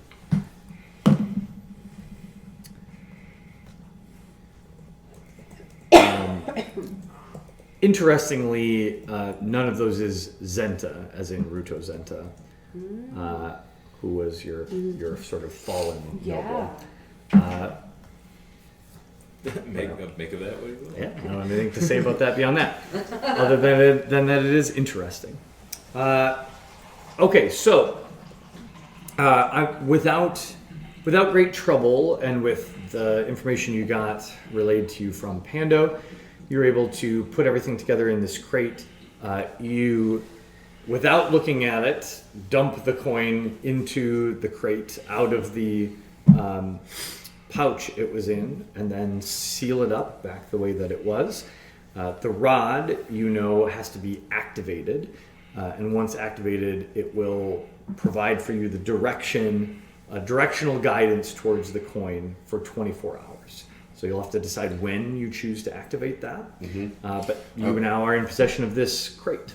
slip it into one of the little folds of my armor. It's just another tool on my. If you're going to note it in your inventory, I would call it like a guidance rod or guiding rod, something of that nature. And then,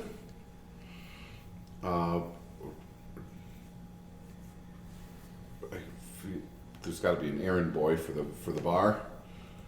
Yeah, I mean, that's not an uncommon thing. Like Right, you right. could pay some scullion or something Boy. a little bit. Yeah. I guess I would like a little more of a trustworthy, somebody that Lily recommends, I imagine. Sure. I mean, there are Professional crew. professional couriers here. Yeah. Not the royal variety, but like courier is a job around here. So like if you want to pay somebody to send a message, there are people who are known in the city, and that is their job to do that. Okay. Can we call for one to come and pick this up? Yeah, 'Cause I got absolutely. special instructions. Yeah, so the going rate for this, if you want, like, basically if you want insurance, right? Like if you were shipping this FedEx and they're like, do you want extra insurance? If this is something worth anything, you're going to pay a gold piece to have it delivered somewhere in the city. So as long as you've got a gold piece, Lily or whoever, anybody at the bar is happy to get somebody in here to help you out. Okay. I do have a gold piece, and the instructions to the delivery person is that this was sent from the docks. It was not sent from the scratching post. We need a special courier. It Someone was. who's a little. It was picked up from the docks to be delivered. Okay. Courier that doesn't ask questions. It's fine. So so the courier who arrives to take your package, and when you say this, they look at you and say, 2 gold pieces. okay, but this isn't the docks. Yes. It's coming from the docks. Awkward silence. I mean, do they have to disclose where it's from? And then they go, yes, but I have exactly this is one the gold scratching piece left. post. I know. I don't have any gold pieces left either. But I maybe have a Kate gold will come piece. with Oh, a gold fantastic. I just want to make sure that Just constantly broke party. Yeah. Oh, Constantly yeah. broke party. It was. Constantly broke party. We're gonna This be on is- the upswing now here Yeah. soon. So much different from my last campaign, where my thief character would commonly steal from the party gold for his own means. I'm happy to give a gold piece because obviously this is very important. Do you need to disclose where it's coming from? What if you're asked? The party kind of. Okay, I want to be clear.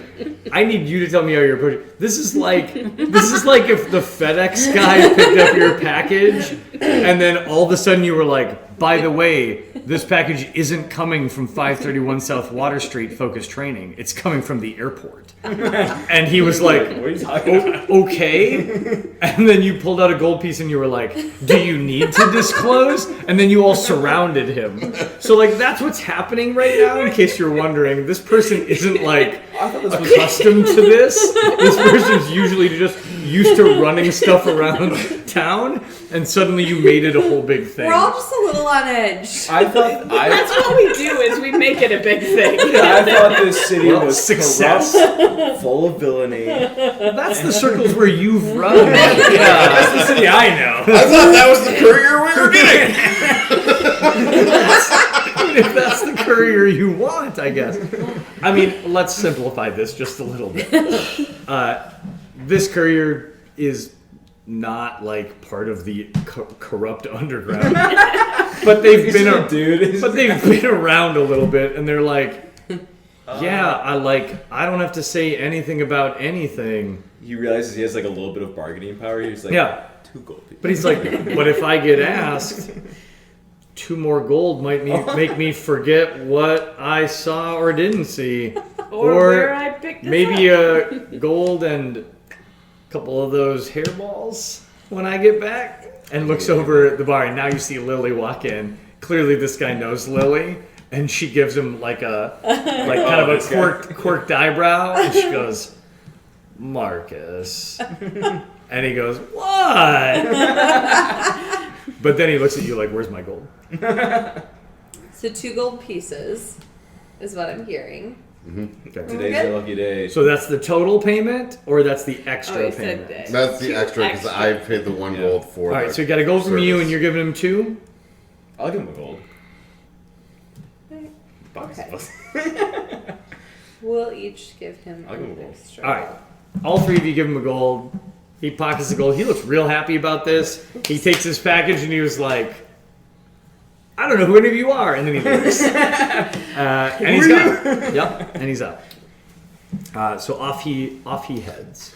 He doesn't know who any of us are, but he can describe us. Right. We are I doing mean, Stand out. We are. I guess we'll see who's got more money. You who each chipped in to give him 3 gold, or a noble house of Chukip who might have some questions. It's hard to say. But we'll find out. He's This well will paid- not come back he's to bite well us. paid No. to drop it and run. When has any choice you've made come back to bite you at this point in the campaign? Never. It's going to be fun. You know what? I'm just gonna assassinate Nips in his sleep. I'm gonna go there. We're taking this It's campaign a scorched whole earth. other- It's a whole scorched other earth direction. at this point. This with is being that. recorded, right? There's about to be so much murder. You know, we got a lot of loose ends, and I've decided the way to handle them is to murder everyone. No one leaves Hey, alive. it's a very basic part of No Freya's one gets out of personality. Chukip, burns to the ground. Yeah. Okay, so you have moved this mission forward. There are some still things happening, but maybe most importantly to you, Lily Yeah. is in the bar, and Yeah. when she sees you,